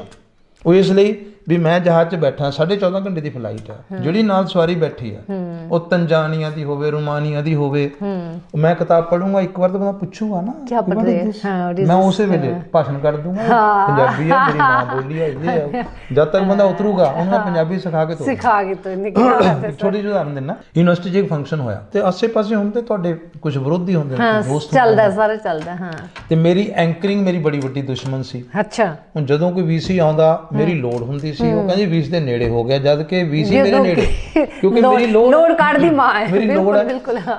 ਇੱਕ ਵਾਰ ਕੋਈ ਫੰਕਸ਼ਨ ਸੀਗਾ ਤੇ ਉਹ ਵੀਸੀ ਨੇ ਮੈਨੂੰ ਦੱਸਿਆ, ਮੇਰੇ ਨੇੜੇ ਸੀ, ਕਿ ਜੀ ਬੰਦੇ ਆਏ ਸੀ ਕਹਿਣ ਜੀ ਇਹ ਤੋਂ ਨਾ ਕਰਾਓ। ਮੈਂ ਜੀ ਕਿਸੇ ਹੋਰ ਤੋਂ ਕਰਾ ਲਓ, ਵਧੀਆ। ਨਹੀਂ ਕਹਿੰਦੇ ਤੁਹਾਡੇ ਤੋਂ ਹੀ ਕਰਾਵਾਂਗੇ। ਹੁਣ ਹਰ ਬੰਦੇ ਨੂੰ ਚੰਗਾ ਹਲਵਾਈ ਚਾਹੀਦਾ ਹੁੰਦਾ ਤੇ ਹਰ ਕਿਸੇ ਨੂੰ ਚੰਗਾ ਹੀ ਅੰਕਲ ਚਾਹੀਦਾ। ਬਿਲਕੁਲ ਸਰ, ਬਿਲਕੁਲ। ਉਸ ਤੋਂ ਬਾਅਦ ਇੱਕ ਕੋਈ ਕਾਨਫਰੰਸ ਹੋਣੀ ਸੀ, ਉਹ ਮੇਰੇ ਦੋਸਤਾਂ ਨੇ ਇਹ ਕਿਹਾ ਵੀਸੀ ਨੂੰ ਕਿ ਜੀ ਇਹ ਇੰਟਰਨੈਸ਼ਨਲ ਕਾਨਫਰੰਸ ਹੈ, ਇੱਥੇ ਅੰਗਰੇਜ਼ੀ ਬੋਲਣ ਵਾਲਾ ਐਂਕਰ ਚਾਹੀਦਾ। ਬਟ ਤੁਸੀਂ ਅੰਗਰੇਜ਼ੀ ਨਹੀਂ, ਮੈਂ ਦੱਸ ਦਿੰਦਾ, ਉਦੋਂ ਤੱਕ ਨਹੀਂ ਸੀ ਮੇਰੀ ਮਸ਼ਹੂਰੀ, ਇਸ ਲਈ ਕੋਈ ਹੋਰ ਬੰਦੇ ਨੂੰ ਕਹਿਤਾ। ਹੁਣ ਸ਼ਾਮ ਨੂੰ ਸੀ cultural programme youth fair, Daljit Singh ਮੇਰੇ ਦੋਸਤ ਸੀ ਡਾਇਰੈਕਟਰ, ਮੈਂ ਕਲਚਰ ਪ੍ਰੋਗਰਾਮ ਆਰਗੇਨਾਈਜ਼ ਕਰਤਾ। ਤੇ ਮੈਨੂੰ ਕਹਿੰਦੇ ਅੱਛਾ ਸ਼ਾਮ ਦਾ ਕੀ ਤਰਤੀਬ ਹੈ? ਮੈਂ ਜੀ ਜਿਹਨੇ ਕਰਨੀ ਹੈ ਪੁੱਛੋ। ਕਹਿੰਦੇ ਤੂੰ ਕਰੇਗਾ? ਮੈਂ ਜੀ ਮੈਨੂੰ ਤਾਂ ਅੰਗਰੇਜ਼ੀ ਆਉਂਦੀ ਨਹੀਂ, ਸਵੇਰੇ ਤਾਂ ਹੀ ਮੈਥੋਂ ਕਰਾਈ। ਕਹਿੰਦੇ ਮੈਨੂੰ ਪਤਾ ਕਿੰਨੇ ਤੂੰ ਕਰ ਤੂੰ। ਤੇ ਮੈਂ ਇੰਗਲਿਸ਼ ਐਂਕਰਿੰਗ ਸ਼ੁਰੂ ਕਰਤੀ। ਹੁਣ ਐਂਕਰਿੰਗ ਕੀਤੀ, ਸਾਰੇ ਬੰਦੇ ਵਿਦੇਸ਼ੀ ਬੈਠੇ ਤੇ ਮੈਂ ਉਹਨੂੰ ਲਾਸਟ ਤੇ ਕਿਹਾ ਕਿ now you have enjoyed the program, I had to anchor in English because it's your language, but I won't allow you to leave this hall unless you learn Punjabi. Learn Punjabi. Are you ready to learn Punjabi within 2-3 minutes? ਉਹ ਕਹਿੰਦੇ yes. ਮੈਂ ਕਿਹਾ just give some tips. Now you have come from different countries, so you are called foreigners. So there is a word foreign in English and you are foreigner, but there is a word foreign in Punjabi also. And in Punjabi foreign means quickly. And one word is more, that is suffer. Thank God you have not suffered here. You are a very good host. But there is a word in suffer in Punjabi, that is traveling. So you suffered in Punjabi. You suffered in Punjabi. And we make this program foreign in English for foreigners. So for foreigners we did foreign. ਇਸੇ ਨੂੰ sir ਕਹਿ ਰਹੇ ਕਿ ਗੱਲ ਫੁਰਨਾ ਜਿੱਧਰ ਦਿਮਾਗ ਲਾ ਲਓ। ਹੁਣ ਮੈਨੂੰ ਇੱਥੇ ਗੱਲ ਫੁਰ ਜਾਂਦੀ ਹੈ, ਘਰ ਵਾਲੀ ਸਾਹਮਣੇ ਨਹੀਂ ਫੁਰਦੀ। ਇਹ ਤਾਂ ਜਿੱਥੇ ਤੁਸੀਂ ਲਾਓਗੇ ਉੱਥੇ ਹੀ ਫੁਰਦੇ ਆ। ਇਹ ਤਾਂ ਸਰ ਪਤਾ ਕੀ ਹੈ, ਇਹ ਨਾ ਜੈਂਟਸ ਦੀ ਇੱਕ ਹੈਗੀ ਨਹੀਂ, ਕੋਈ ਲੇਡੀ ਸੁਣ ਕੋਈ ਲੇਡੀ ਜੈਂਟਸ ਨਹੀਂ। ਮੈਂ ਹਾਰਡਕੋਰ ਫੈਮਿਨਿਸਟ ਹਾਂ। ਜਿੰਨੀਆਂ ਲੇਡੀਜ਼ ਸਿਆਣੀਆਂ ਬੰਦਾ ਤਾਂ 7 ਜਨਮਾਂ ਚ ਨਹੀਂ ਹੋ ਸਕਦਾ। ਅਰੇ ਵਾਹ, ਥੈਂਕ ਯੂ ਸੋ ਮਚ। ਕੁਦਰਤ ਹੁਣ ਇਹ ਸਬਜੈਕਟ ਨਹੀਂ, ਮੈਂ ਟੈਕਨੀਕਲੀ ਮੈਡੀਕਲੀ ਹਰ ਪੱਖ ਤੋਂ ਸਾਬਤ ਕਰ ਸਕਦਾ ਕਿ ਇਸ ਧਰਤੀ ਤੇ ਜੋ ਸੁਪੀਰੀਅਰ ਜੀਵ ਹੈ ਉਹ ਔਰਤ ਹੈ। ਮਰਦ ਹਮੇਸ਼ਾ 2 ਨੰਬਰ ਤੇ ਰਹੂਗਾ, ਲੱਖ ਜ਼ੋਰ ਲਾ ਲਓ। ਕੀ ਬਾਤ ਹੈ। ਜੋ 6 ਸੈਂਸ ਔਰਤ ਨੂੰ ਮਿਲਦੀ ਹੈ ਜਮੰਦਰੂ, ਉਹ ਬੰਦੇ ਕੋਲ ਹੋ ਹੀ ਨਹੀਂ ਸਕਦਾ। ਕੀ ਬਾਤ ਹੈ, ਕੀ ਬਾਤ ਹੈ ਸਰ। ਇਸ ਕਰਕੇ ਬੰਦੇ ਨੂੰ ਭੁਲੇਖਾ ਵੀ ਕੋਈ ਨਹੀਂ ਹੋਣਾ ਚਾਹੀਦਾ। ਕਹਿੰਦੇ ਨੇ ਜੀ ਰੱਬ ਨੇ ਦੁਨੀਆ ਬਣਾਈ, ਅਸੀਂ ਤਾਂ ਬਣਾਉਂਦੇ ਦੇਖਿਆ ਨਹੀਂ, ਮੈਨੂੰ ਤਾਂ ਦਵਾਰਕੀ ਦੇਵੀ ਨੇ ਬਣਾਇਆ। ਮਾਂ ਨੇ ਮੈਨੂੰ ਸਰੀਰ ਤੋਂ ਬੰਦਾ ਬਣਾਇਆ ਤੇ ਮੈਂ ਬੰਦਾ ਬਣਨ ਦੀ ਕੋਸ਼ਿਸ਼ ਕਰਨੀ। ਤੇ ਬਾਕੀ ਜਿੰਨੇ ਵੀ ਰੱਬ ਇਸ ਧਰਤੀ ਤੇ ਆਏ ਕਿਸੇ ਔਰਤ ਦੀ ਕੁੱਖ ਚੋਂ ਆਏ ਨੇ। ਤੇ ਜੇ ਰੱਬ ਐਡਾ ਗ੍ਰੇਟ ਸੀ, ਸਿੱਧਾ ਪੈਰਾਸ਼ੂਟ ਤੋਂ ਥੱਲੇ ਉਤਰਦਾ। ਸਹੀ ਗੱਲ ਹੈ ਸਰ। ਪਰ ਇੱਕ ਮਾਂ ਦੀ ਕੁੱਖ ਚ ਪੈ ਕੇ ਆਇਆ, ਇਹਦਾ ਮਤਲਬ ਮਾਂ ਰੱਬ ਤੋਂ ਹੀ ਵੱਡੀ ਹੋ ਗਈ। ਅਸਲੀ ਤਾਂ ਰੱਬ ਮਾਂ ਹੀ ਹੋਈ ਨਾ। ਆਪਣੇ ਸਰੀਰ ਚੋਂ ਸਰੀਰ ਪੈਦਾ ਕਰਨਾ ਤਾਂ ਇੱਕ ਔਰਤ ਹੈ। ਇਹ ਕਿਹਦਾ ਹਿੱਸੇ ਆਇਆ? ਬਿਲਕੁਲ ਬਿਲਕੁਲ। ਮੈਂ ਜਿੰਨਾ ਮਰਜ਼ੀ 30 ਮਾਰਕਾ ਬਣ ਜਾ, ਪਰ ਇਹ ਕ੍ਰੀਏਟੀਵਿਟੀ ਮੇਰੇ ਚ ਹੈ ਨਹੀਂ। ਮੈਂ ਕਵਿਤਾ ਲਿਖ ਸਕਦਾ, ਸਰੀਰ ਚੋਂ ਸਰੀਰ ਥੋੜਾ ਪੈਦਾ ਕਰ ਸਕਦਾ। ਸੋ ਇਹ ਜਿਹੜੀ ਅੱਧੀ ਆਬਾਦੀ ਦੁਨੀਆ ਦੀ ਹੈ, ਇਸ ਤੋਂ ਵੱਡਾ ਕੋਈ ਰੱਬ ਨਹੀਂ। ਡਾਕਟਰ ਕਪੂਰ ਮੇਰੇ ਟੀਚਰ ਨੇ, ਉਹਨਾਂ ਨੇ ਇੱਕ ਕਿਤਾਬ 'ਚ ਕੋਟ ਕੀਤਾ ਹੋਇਆ, ਜਿਵੇਂ ਅੱਜ ਕੱਲ੍ਹ ਪ੍ਰਮੋਸ਼ਨਾਂ ਨਹੀਂ ਹੁੰਦੀਆਂ, ਅਸਿਸਟੈਂਟ ਪ੍ਰੋਫੈਸਰ, ਐਸੋਸੀਏਟ ਪ੍ਰੋਫੈਸਰ। ਅੱਗੇ ਹੁੰਦਾ ਸੀ ਤਪੱਸਿਆ ਕਰਨਾ, ਪੜ੍ਹਾਈ ਸੀ। ਇੱਕ ਬੰਦੇ ਨੇ ਤਪੱਸਿਆ ਕੀਤੀ, ਰੱਬ ਪ੍ਰਗਟ ਹੋ ਗਿਆ। ਦੱਸੋ, ਕਹਿੰਦਾ ਜੀ ਮੈਂ ਤਪੱਸਿਆ ਕਰ ਲਈ, ਮੇਰਾ ਕੋਰਸ ਪੂਰਾ ਹੋ ਗਿਆ, ਪ੍ਰੋਫੈਸਰ ਕੋਰਸ ਪੂਰਾ ਹੋ ਗਿਆ। ਕਹਿੰਦਾ ਜਾ ਤੂੰ ਰਿਸ਼ੀ ਬਣਾਇਆ। ਅੱਛਾ। ਉਹ ਫੇਰ ਨਾ ਹਟਿਆ, ਫੇਰ ਹੋਰ ਪ੍ਰਮੋਸ਼ਨ ਲੈਣ ਲਈ API ਸਕੋਰ ਬਣਾਉਣ ਲੱਗ ਗਿਆ। ਫੇਰ ਰੱਬ ਕਹਿੰਦਾ ਹੁਣ, ਕਹਿੰਦਾ ਜੀ ਤਪੱਸਿਆ ਕੀਤੀ ਹੈ, ਪ੍ਰਮੋਸ਼ਨ ਬਣਦੀ। ਕਹਿੰਦਾ ਜਾ ਤੈਨੂੰ ਮਹਾਰਿਸ਼ੀ ਬਣਾਤਾ। ਉਹ ਫੇਰ ਨਾ ਹਟਿਆ, ਜਾ ਤੈਨੂੰ ਬ੍ਰਹਮ ਰਿਸ਼ੀ ਬਣਾਤਾ। ਉਹ ਫੇਰ ਨਾ ਹਟਿਆ। ਰੱਬ ਕਹਿੰਦਾ ਵੀ ਇਸ ਤੋਂ ਬਾਅਦ ਤਾਂ ਫਿਰ ਭਾਈ ਮੈਂ ਹੀ ਹੈ, ਮੈਂ ਤੈਨੂੰ ਆਪਣੀ ਸੀਟ ਦੇ ਦਿੰਦਾ। ਕਹਿੰਦਾ ਜੀ ਦੇਖੋ ਪ੍ਰਮੋਸ਼ਨ ਤਾਂ ਬਣਦੀ ਹੈ। ਕਹਿੰਦਾ ਜਾਂ ਫਿਰ ਤੈਨੂੰ ਮੈਂ ਨਾ ਰਿਸ਼ੀ, ਮਹਾਰਿਸ਼ੀ, ਬ੍ਰਹਮ ਰਿਸ਼ੀ, ਰੱਬ ਤੋਂ ਵੀ ਵੱਡਾ ਬਣਾ ਦਿੰਦਾ, ਐਡਾ ਬੜਾ ਰੁਤਬਾ ਦੇ ਦਿੰਦਾ। ਕਹਿੰਦਾ ਅੱਛਾ ਜੀ, ਕਹਿੰਦਾ ਅੱਖਾਂ ਮੀਚੋ ਨੇ, ਅੱਖਾਂ ਮੀਚੀਆਂ ਜਾਂ ਖੋਲੀਆਂ ਔਰਤ ਬਣ ਚੁੱਕਾ ਸੀ। ਓ ਸੋ ਨਾਈਸ ਆਫ ਸੋ ਬੀਬੀ ਰਾਣੀ ਇਹ ਮਰਦ ਐ, ਮਰਦ ਤਾਂ ਵਿਚਾਰੇ ਐਵੇਂ ਕਹਿਣਾ ਨਹੀਂ ਮਨ ਚਾਹੀਦਾ, ਸਾਡੀ ਬਰਾਦਰੀ ਮੇਰੇ ਨਾਲ ਲੜ ਪੈਣਗੇ ਤਾਂ 100 ਜਨਮਾਂ 'ਚ ਨਹੀਂ ਮੁਕਾਬਲਾ ਕਰ ਸਕਦੇ ਜਿੰਨੀ ਕੁਦਰਤ ਵੱਲੋਂ ਵੂਮੈਨ ਨੂੰ ਸ਼ਕਤੀ ਮਿਲੀ ਹੋਈ ਹੈ, ਜਿਸ ਨੇ ਆਪਣੇ ਸਰੀਰ 'ਚੋਂ ਇੱਕ ਸਰੀਰ ਪੈਦਾ ਕਰਨਾ ਹੈ। ਇਹ ਕੋਈ ਛੋਟੀ ਮੋਟੀ ਗੱਲ ਨਹੀਂ, ਰੱਬ ਨਹੀਂ ਪੈਦਾ ਕਰ ਸਕਦਾ, ਉਹ ਖੁਦ ਇੱਕ ਸਰੀਰ 'ਚੋਂ ਪੈਦਾ ਹੋ ਕੇ ਆਇਆ, ਕਿਸੇ ਵੀ ਰੂਪ 'ਚ ਆਇਆ। ਹਰ ਪਰ ਫੀਮੇਲ ਦੀ ਜਿਹੜੀ ਜੌਬ ਹੈ ਸਰ ਉਹ ਥੈਂਕਲੈਸ ਜੀ ਹੈ ਨਾ, ਸਾਡੇ ਉਹਦੇ ਵਿੱਚ ਨਹੀਂ ਤੁਸੀਂ ਮੰਨਦੇ? ਜਿਹੜੀ ਅਨਪੜ੍ਹ ਸਮਾਜ ਉਹਦੇ ਥੈਂਕਲੈਸ ਹੈ, ਜੇ ਪੜ੍ਹਿਆ ਲਿਖਿਆ, ਹੁਣ ਮੈਂ ਵੀ ਤਾਂ ਬੈਠਾ ਨਾ ਇੱਥੇ ਤੇ ਮੇਰੇ ਸਾਹਮਣੇ ਮੋਸਟ ਥੈਂਕਫੁਲ ਹੈ। ਇੱਕ ਨਾ ਔਰਤ ਨੂੰ, ਤੁਸੀਂ ਔਰਤ ਨੂੰ ਜਾਣਦੇ ਹੋ, ਔਰਤ ਨੂੰ ਇੱਕ ਸਿਕਸ ਸੈਂਸ ਕੁਦਰਤ ਵੱਲੋਂ ਮਿਲੀ ਹੁੰਦੀ ਹੈ, ਕਿਉਂਕਿ ਉਹਨੂੰ ਰੱਬ ਨੇ ਜੋ ਸਰੀਰਕ ਢਾਂਚਾ ਦਿੱਤਾ ਹੈ, ਉਹਨੇ ਬਹੁਤ ਦੇਰ ਤੱਕ ਕ੍ਰੀਏਟੀਵਿਟੀ ਹੈ, 20-25 ਸਾਲ ਉਹਨੇ ਆਪਣੇ ਸਰੀਰ ਚੋਂ ਇਨਸਾਨ ਪੈਦਾ ਕਰਨਾ, ਮਤਲਬ ਡਿਲੀਵਰੀਆਂ ਤੋਂ ਬਾਅਦ। ਸਾਡੇ ਜ਼ਮਾਨੇ ਦੀਆਂ ਸਾਡੀਆਂ ਮਾਵਾਂ ਚਾਚੀਆਂ ਨੇ 9 ਨਿਆਣੇ ਜੰਮੇ, ਦੰਗੜ ਕਰਦੀਆਂ ਕੰਮ ਤੁਰੀਆਂ ਫਿਰਦੀਆਂ ਸੀ। ਮੇਰੇ ਸੁਨਾਮ, ਸਾਡਾ ਜੱਦੀ ਸ਼ਹਿਰ ਸੁਨਾਮ, ਮੈਨੂੰ ਯਾਦ ਹੈ, ਮੈਂ BA 'ਚ ਪੜ੍ਹਦਾ ਸੀ ਤੇ ਗਵੰਡਨ ਭਾਬੀ ਆਈ, ਉਹ ਬੱਬੀ ਜਾਂ ਮੇਰੀ ਸੱਸ ਨੂੰ ਖੇਤ ਮਾਤੇ ਬੁਲਾ ਲਿਆ। ਓਕੇ, ਚੰਗਾ ਜੀ, ਤੁਰ ਕੇ ਆਈ, ਮੈਂ ਗਿਆ, ਵੀ ਤਾਈ ਤੈਨੂੰ ਭਾਬੀ ਬੁਲਾਉਂਦੀ, ਕਹਿੰਦੀ ਅੱਛਾ। 5 ਵਜੇ ਪਤਾ ਲੱਗਾ ਟਮਾਟੋ ਹੋ ਗਏ ਨੇ, 2 ਜੋੜੀਆਂ ਕੁੜੀਆਂ ਜੰਮੀਆਂ। ਕੀ ਬਾਤ ਹੈ। ਤੇ ਉਹਨਾਂ ਦੇ ਨਾਂ ਰੱਖਤੇ ਤਕੜੋ ਮਾਰੋ। ਤੇ ਹੁਣ ਮੈਂ ਬੜੇ ਸਾਲਾਂ ਬਾਅਦ ਗਿਆ, ਮੈਂ ਕਿਹਾ ਭਾਬੀ ਉਹ ਕੁੜੀਆਂ ਕਿੱਥੇ ਨੇ? ਵਿਆਹੀਆਂ ਗਈਆਂ, ਜਵਾਕ ਜੱਲੇ ਵਾਲੀਆਂ ਹੋ ਗਈਆਂ, ਉਹਦੇ ਨਾਂ ਕੀ ਹੈ? ਤਕੜੋ ਮਾਰੋ। ਹੁਣ ਤੱਕ ਤਕੜੋ ਮਾਰੋ। ਸੋ ਬਾਕੀ ਸਰ ਪਹਿਲਾਂ ਤਕੜੋ ਮਾਰੋ, ਉਹਨੂੰ ਕਹਿੰਦੇ ਮਾਰੋ, ਹੈਗੀ ਉਹ ਤਕੜੋ। ਤੇ ਮੈਂ ਇੱਕ ਐਗਜ਼ਾਮਪਲ ਹੋਰ ਦਿੰਦਾ, ਜਿਹੜੀ ਸਿਕਸ ਸੈਂਸ ਹੈ ਨਾ, ਬੱਸ ਦੇ ਵਿੱਚ ਕੋਈ ਕੁੜੀ ਬੈਠੀ ਹੈ, ਉਹਨੂੰ ਪਤਾ ਲੱਗ ਜਾਂਦਾ ਹੈ ਵੀ ਕਿਹੜਾ ਅੰਕਲ ਕਿਵੇਂ ਬੈਠਾ, ਕੌਣ ਮਾੜੀ ਅੱਖ ਨਾਲ ਦੇਖ ਰਿਹਾ, ਉਹਦੀ ਸਿਕਸ ਸੈਂਸ ਉਸੇ ਵੇਲੇ ਬੋਲ ਪੈਂਦੀ। ਬਿਲਕੁਲ। ਮੇਰੇ ਸੁਨਾਮ ਦੀ ਘਟਨਾ, ਇੱਕ ਮੇਰਾ ਤਾਂ ਨਹੀਂ, ਮੇਰੇ ਵੱਡੇ ਭਰਾ ਦੋਸਤ ਦਾ ਵਿਆਹ ਹੋਇਆ, ਉਹਦੀ ਬਿਲਕੁਲ ਅਨਪੜ੍ਹ ਪਤਨੀ ਸੀ, ਪੜ੍ਹੀ ਲਿਖੀ ਨਹੀਂ ਸੀ। ਉਹਨੂੰ ਕਹਿੰਦਾ ਦੇਖ ਆ ਮੇਰੇ 2 ਦੋਸਤ ਨੇ, ਮੇਰੇ ਸਕੇ ਭਰਾਵਾਂ ਤੋਂ ਵੱਧ ਨੇ, ਇਹ ਜਦੋਂ ਮਰਜ਼ੀ ਘਰ ਆਉਣ, ਦਰਵਾਜ਼ਾ ਖੋਲ੍ਹਣਾ, ਚਾਹ ਪਿਲਾਉਣੀ ਹੈ, ਇਹਨੂੰ ਬਸ ਇਹ ਸਮਝਣਾ ਮੇਰੇ ਸਕੇ ਭਰਾ ਨੇ। 1 ਹਫ਼ਤੇ ਬਾਅਦ ਉਹਨੇ ਆਪਣੀ ਵਹੁਟੀ ਨੂੰ ਪੁੱਛਿਆ, ਜਿਹੜੇ ਸਕੂਲ ਨਹੀਂ ਕਦੇ ਗਈ, ਕਹਿੰਦਾ ਕਿਵੇਂ ਲੱਗੇ ਫਿਰ ਮੇਰੀ ਦੋਸਤ? ਉਹਨੇ ਜਵਾਬ ਪਤਾ ਕਿ ਜਿਹੜਾ ਭਾਬੀ ਜੀ ਕਹਿੰਦਾ ਸੀ ਨੇਤਾ ਵੇ, ਜਿਹੜਾ ਭੈਣ ਜੀ ਕਹਿੰਦਾ ਸੀ ਜੇ ਆ ਗਿਆ ਮੈਂ ਲੱਤਾਂ ਤੋੜ ਦੂੰ। ਉਹਨੂੰ ਪਤਾ ਲੱਗ ਗਿਆ ਕਿ ਭਾਬੀ ਜੀ ਕਹਿਣ ਵਾਲੇ ਮਨ 'ਚ ਸਤਿਕਾਰ ਹੈ, ਭੈਣ ਜੀ ਵਾਲੇ ਸਤਿਕਾਰ ਨਹੀਂ ਹੈ। ਪੜ੍ਹੇ ਲਿਖੇ ਤੋਂ ਪੜ੍ਹਿਆ ਲਿਖਿਆ ਮਰਦ ਨਾਲੋਂ ਅਨਪੜ੍ਹ ਤੋਂ ਅਨਪੜ੍ਹ ਔਰਤ ਜ਼ਿਆਦਾ ਪੜ੍ਹੀ ਹੁੰਦੀ ਹੈ। ਕੀ ਬਾਤ ਹੈ, ਕੀ ਬਾਤ ਹੈ ਸਰ। ਸਧਾਰਨ ਔਰਤ ਜਿਹਨੇ ਕਦੇ ਸਕੂਲ ਦਾ ਮੂੰਹ ਨਹੀਂ ਦੇਖਿਆ, ਮੇਰੀ ਮਾਂ ਨੇ ਸਕੂਲ ਦਾ ਮੂੰਹ ਨਹੀਂ ਦੇਖਿਆ, ਪਰ ਉਹਨੇ ਆਪਣੇ ਨਿਆਣੇ ਜਿਹੋ ਜਿਹੇ ਪੜ੍ਹਾਏ ਤੇ ਉਹਦੇ ਬਾਰੇ ਮਸ਼ਹੂਰ ਸੀ ਪਿੰਡ 'ਚ, ਬੜੀ ਗਰਮ ਸੁਭਾਅ ਦੀ ਸੀ, ਗਾਰਗੀ ਦੀ ਬੇਬੇ ਵਰਗੀ, ਹਾਂ ਅੱਖੜੀ ਦਮੇ ਦੀ ਮਰੀਜ਼ ਸੀ, ਨੀਂਦ ਨਹੀਂ ਸੀ ਆਉਂਦੀ, ਸਾਰੀ ਰਾਤ ਹੌਂਕਦੀ ਵਿਚਾਰੀ, ਨਿਆਣਿਆਂ ਨੂੰ ਪੜ੍ਹਾਉਂਦੀ। ਤੇ ਇਹ ਸੀ ਵੀ ਜਿਹਦਾ ਨਿਆਣਾ ਨਹੀਂ ਪੜ੍ਹਦਾ ਦੁਆਰ ਕੇ ਦੂ ਚੰਗਾ ਦੋ, ਉਹ ਪੜ੍ਹਾਉਂਦਾ। ਕੀ ਬਾਤ ਹੈ ਸਰ।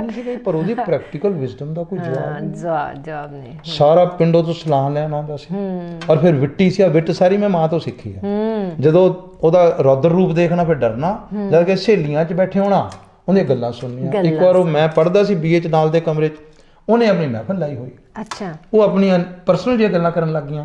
ਤੇ ਮੈਨੂੰ ਹੁਣ ਤੱਕ ਯਾਦ ਹੈ ਵੀ ਇੱਕੋਂ ਵਿੱਚ ਮੇਰੀ ਤਾਈ ਚਾਚੀ ਕਹਿੰਦੀ ਦਵਾਰਕੀ ਨਾਲ ਜਵਾਨ ਮੁੰਡਾ ਬੈਠਾ ਪੜ੍ਹਦਾ, ਸੋਚ ਕੇ ਬੋਲ। ਕਹਿੰਦੀ ਫਿਰ ਕੰਨ ਬੰਦ ਕਰ ਲਿਆ, ਆਪਾਂ ਕੀ ਲੈਣਾ। ਸਾਰੇ ਚੀਜ਼ ਇਹਦਾ ਮਤਲਬ ਸਾਨੂੰ ਜਿਹੜੀ ਕਲਾ ਉਹ ਘਰ ਚੋਂ ਮਿਲੀ ਹੋਈ ਹੈ, ਮਦਰ ਚੋਂ ਆਈ ਹੋਈ ਹੈ। ਤੇ ਜਿਹੜੀ ਸੌਫਟਨੈਸ ਹੈ ਮੇਰੇ ਡੈਡੀ ਤੋਂ। ਸੋ ਮੈਂ ਦੋਨੋਂ ਹੀ ਰੂਪ ਹੈ ਮੇਰੇ ਕੋਲ। ਬਿਲਕੁਲ। ਮਾਂ ਮੇਰੀ ਨੇ ਡਿਸਿਪਲਿਨ ਸਿਖਾਇਆ, ਉਹਨੂੰ ਕਹਿੰਦੇ ਬੀਬੀ ਰਾਤੀ 2 ਵਜੇ ਜਗਾ ਦੇ ਪੜ੍ਹਨ ਲਈ, ਉਹਨੂੰ ਵਿਚਾਰੀ ਦਮੇ ਦੀ ਮਰੀਜ਼ ਸੀ, ਸਹੀ 2 ਵਜੇ ਬਿਨਾਂ ਘੜੀ ਦੇਖਣੇ ਜਗਾਉਣਾ। ਫਿਰ ਜਗਾਉਣ ਦਾ ਤਰੀਕਾ ਹੋਣਾ, ਉਹਨੇ ਮੈਨੂੰ ਕਹਿੰਦਾ ਸੀ ਪੋਇਟ, ਮੇਰਾ ਪੋਇਟ ਪੁੱਤ ਹੈ, ਵੀ ਪੋਇਟ ਹੈ। ਤੇ ਲੋਕਾਂ ਨੂੰ ਦੱਸਣਾ, ਮੈਨੂੰ ਗਾਲਾਂ ਕੱਢਣੀਆਂ ਜਦ ਬਾਹਰ ਆਉਣਾ, ਨਹੀਂ ਇਹ ਤਾਂ ਪੋਇਟ ਹੈ, ਬਹੁਤ ਪੜ੍ਹਦਾ। ਉਹਨੇ ਆ ਕੇ ਜਗਾਣਾ, ਉੱਠੋ ਮੇਰੇ ਬੱਚੇ, ਉੱਠੋ ਮੇਰੇ ਬੇਟੇ, 2 ਵਜ ਗਏ। ਮੈਂ ਕਹਿੰਦਾ ਉੱਠੋ, ਫਿਰ ਦਬਕਾ ਐਸਾ, ਮਤਲਬ ਨਾ ਐ ਹੁੰਦਾ। ਸੋ ਔਰਤ ਦਾ ਤਾਂ ਕੋਈ ਮੁਕਾਬਲਾ ਨਹੀਂ ਭਾਈ, ਦੁਨੀਆ ਦੀ ਹਰ ਔਰਤ ਸਨਮਾਨਯੋਗ ਹੈ, ਜਿਉਂਦਾ ਜਾਗਦਾ ਧਰਤੀ ਤੇ ਤੁਰਦਾ ਰੱਬ ਹੈ। ਸਾਹਿਤ ਦੇ ਨਾਲ ਤੁਹਾਡੀ ਸਾਂਝ ਰਹੀ ਹੈ। ਇਨਸਾਨ ਦਾ ਸਭ ਤੋਂ ਵਧੀਆ ਦੋਸਤ ਕੌਣ ਹੈ? ਦੇਖੋ ਰਾਜੇ, ਇਨਸਾਨ ਦਾ ਸਭ ਤੋਂ ਵਧੀਆ ਦੋਸਤ ਉਹਦਾ ਆਪਣਾ ਆਪ ਹੈ। ਜੋ ਸੰਵੇਦਨਸ਼ੀਲ ਹੈ ਤਾਂ ਉਹਦੇ ਕੋਲ ਇੱਕ ਚੰਗਾ ਦੋਸਤ ਹੈ, ਜੋ ਸੰਵੇਦਨਸ਼ੀਲ ਨਹੀਂ ਉਹਦੇ ਕੋਲ ਮਾੜਾ ਦੋਸਤ ਹੈ। ਮੈਂ ਇੱਕੋ ਹੀ ਗੱਲ ਅਕਸਰ ਕਹਿਣਾ ਹੁੰਦਾ, ਬਹੁਤ ਸਾਰੇ ਲੋਕ ਕੋਈ ਇਕੱਲਤਾ 'ਚ ਜਾਂਦੇ ਨਹੀਂ, ਮੈਂ ਦੱਸਦਾ, ਮੈਂ ਰਾਤ ਨੂੰ ਸੌਂਦਾ ਨਾ, ਮੈਂ ਕੋਈ ਵੀ 3 ਡਿਪੋਜ਼ਿਟ ਨੇ ਜਿਹੜੇ ਬੰਦੇ ਨੂੰ ਮਾਰਦੇ ਨੇ। ਇੱਕ ਬੈਂਕ ਦਾ ਡਿਪੋਜ਼ਿਟ, ਮੈਂ ਕੋਈ ਡਿਪੋਜ਼ਿਟ ਰੱਖਿਆ ਨਹੀਂ ਕਦੇ ਵੀ ਸਾਰੀ ਜ਼ਿੰਦਗੀ।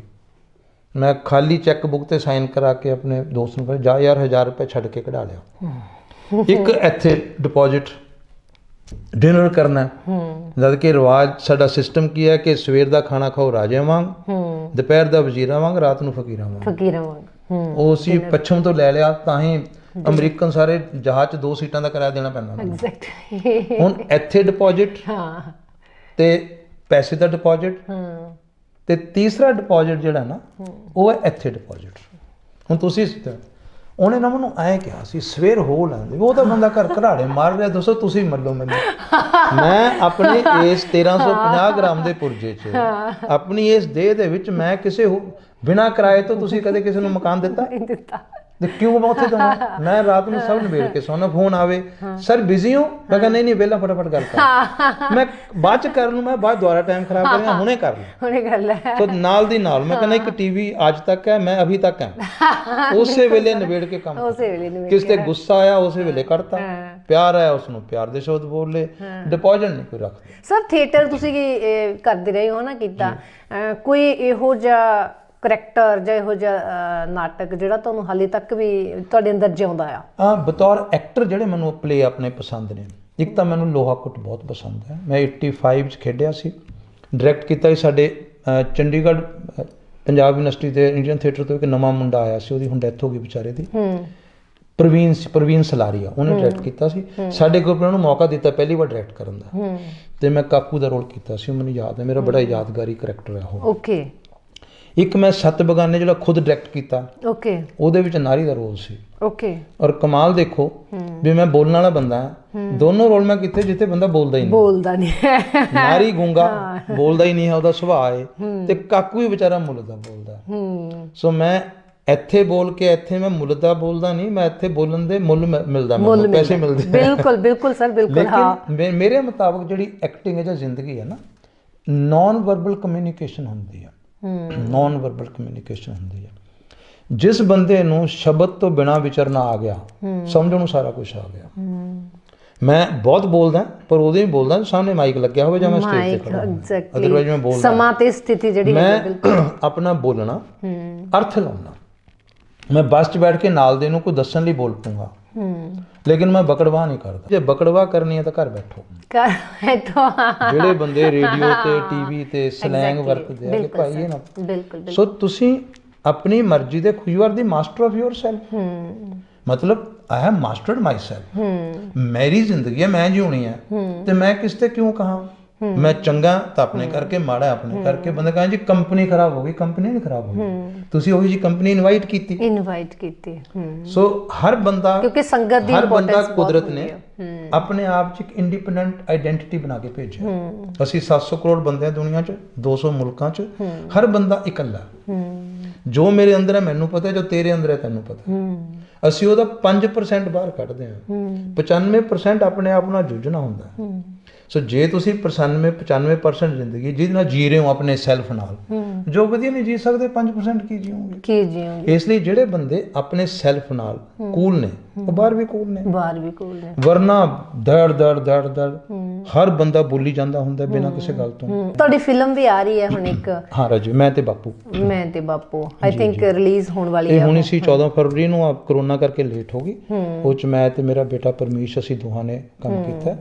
ਇਹ ਪਿਓ ਪੁੱਤ ਦੀ ਕਹਾਣੀ ਹੈ, ਬੜੀ ਡਿਫਰੈਂਟ ਕਾਮੇਡੀ ਟੱਚ ਵਾਲੀ, ਹੱਸਣਾ ਖੇਡਣਾ ਰੋਣਾ ਸਾਰਾ ਕੁਝ ਹੀ ਹੈ। ਸੋ ਫਾਦਰ ਤੇ ਮਾਵਾਂ ਧੀਆਂ ਦੀ ਬੌਂਡਿੰਗ ਹੁੰਦੀ ਹੈ, ਪਿਓ ਪੁੱਤ ਦੀ ਬੌਂਡਿੰਗ ਹੈ ਜਿਹੜਾ। ਹਾਂ ਬਿਲਕੁਲ, ਅਸੀਂ ਵੇਟ ਕਰਾਂਗੇ ਸਰ ਇਸ ਚੀਜ਼ ਦੀ। ਹਾਂ, ਜ਼ਿੰਦਗੀ ਦੇ ਵਿੱਚ ਸਭ ਤੋਂ ਵੱਧ ਜੇ ਅੱਜ ਤੱਕ ਸਕਸੈਸ ਹੈ ਸਤੀਸ਼ ਕੁਮਾਰ ਵਰਮਾ ਦਾ, ਇੱਥੇ ਤੱਕ ਪਹੁੰਚੇ ਹੋ, ਕਿਹਦਾ ਹੱਥ ਪਿੱਛੇ ਮੰਨਦੇ ਹੋ? ਦੇਖੋ ਬੇਟਾ, ਇਸ ਤਰ੍ਹਾਂ ਮੈਂ ਆਪਣੀ ਮਾਂ ਦਾ ਹੱਥ ਮੰਨਦਾ। ਉਹ ਤਾਂ ਹੈਗਾ। ਜੇ ਮੇਰੀ ਮਾਂ ਗਾਰਗੀ ਦੀ ਬੇਬੇ ਵਰਗੀ ਨਾ ਹੁੰਦੀ, ਸ਼ਾਇਦ ਮੈਂ ਨਾ ਹੁੰਦਾ। ਆਪਣੇ ਬਾਊ ਜੀ ਦਾ, ਆਪਣੇ ਭਰਾਵਾਂ ਦਾ, ਜਿਨ੍ਹਾਂ ਤੋਂ ਮੈਨੂੰ ਪੜ੍ਹਨ ਦਾ ਮਾਹੌਲ ਮਿਲਿਆ। ਬਾਕੀ ਜਿੰਨੇ ਟੀਚਰਾਂ ਨੇ ਮੈਨੂੰ ਪੜ੍ਹਾਇਆ, ਸਾਰਿਆਂ ਦਾ ਹੀ ਹੱਥ ਹੈ।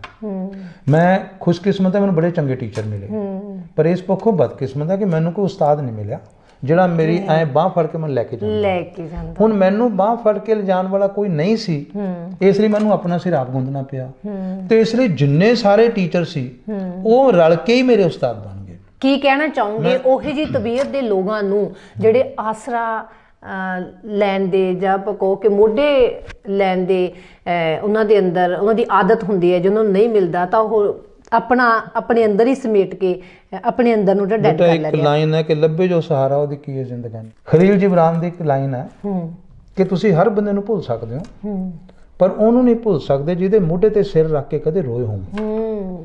ਮੋਢਾ ਸਿਰ ਰੱਖ ਕੇ ਰੋਣ ਲਈ ਆ ਜਿੱਥੇ ਤੁਸੀਂ ਆਪਣਾ ਦਿਲ ਖੋਲ ਸਕਦੇ ਹੋ। ਇਸ ਕਰਕੇ ਜੇ ਤੁਸੀਂ ਜ਼ਿੰਦਗੀ ਆਪਣੇ ਵੱਲੋਂ ਠੀਕ ਤੁਰੇ ਫਿਰਦੇ ਹੋ, ਉਹ ਕਹਿੰਦੇ ਲੰਡੇ ਨੂੰ ਖੁੰਡਾ 100 ਤੋਂ ਟੱਕਰ ਜਾਂਦਾ। ਮੈਂ ਇੱਕ ਕਿਤਾਬ ਤਿਆਰ ਕਰ ਰਿਹਾ, ਮੁਹਾਵਰੇ ਉਲਟਾ ਰਿਹਾ ਮੈਂ।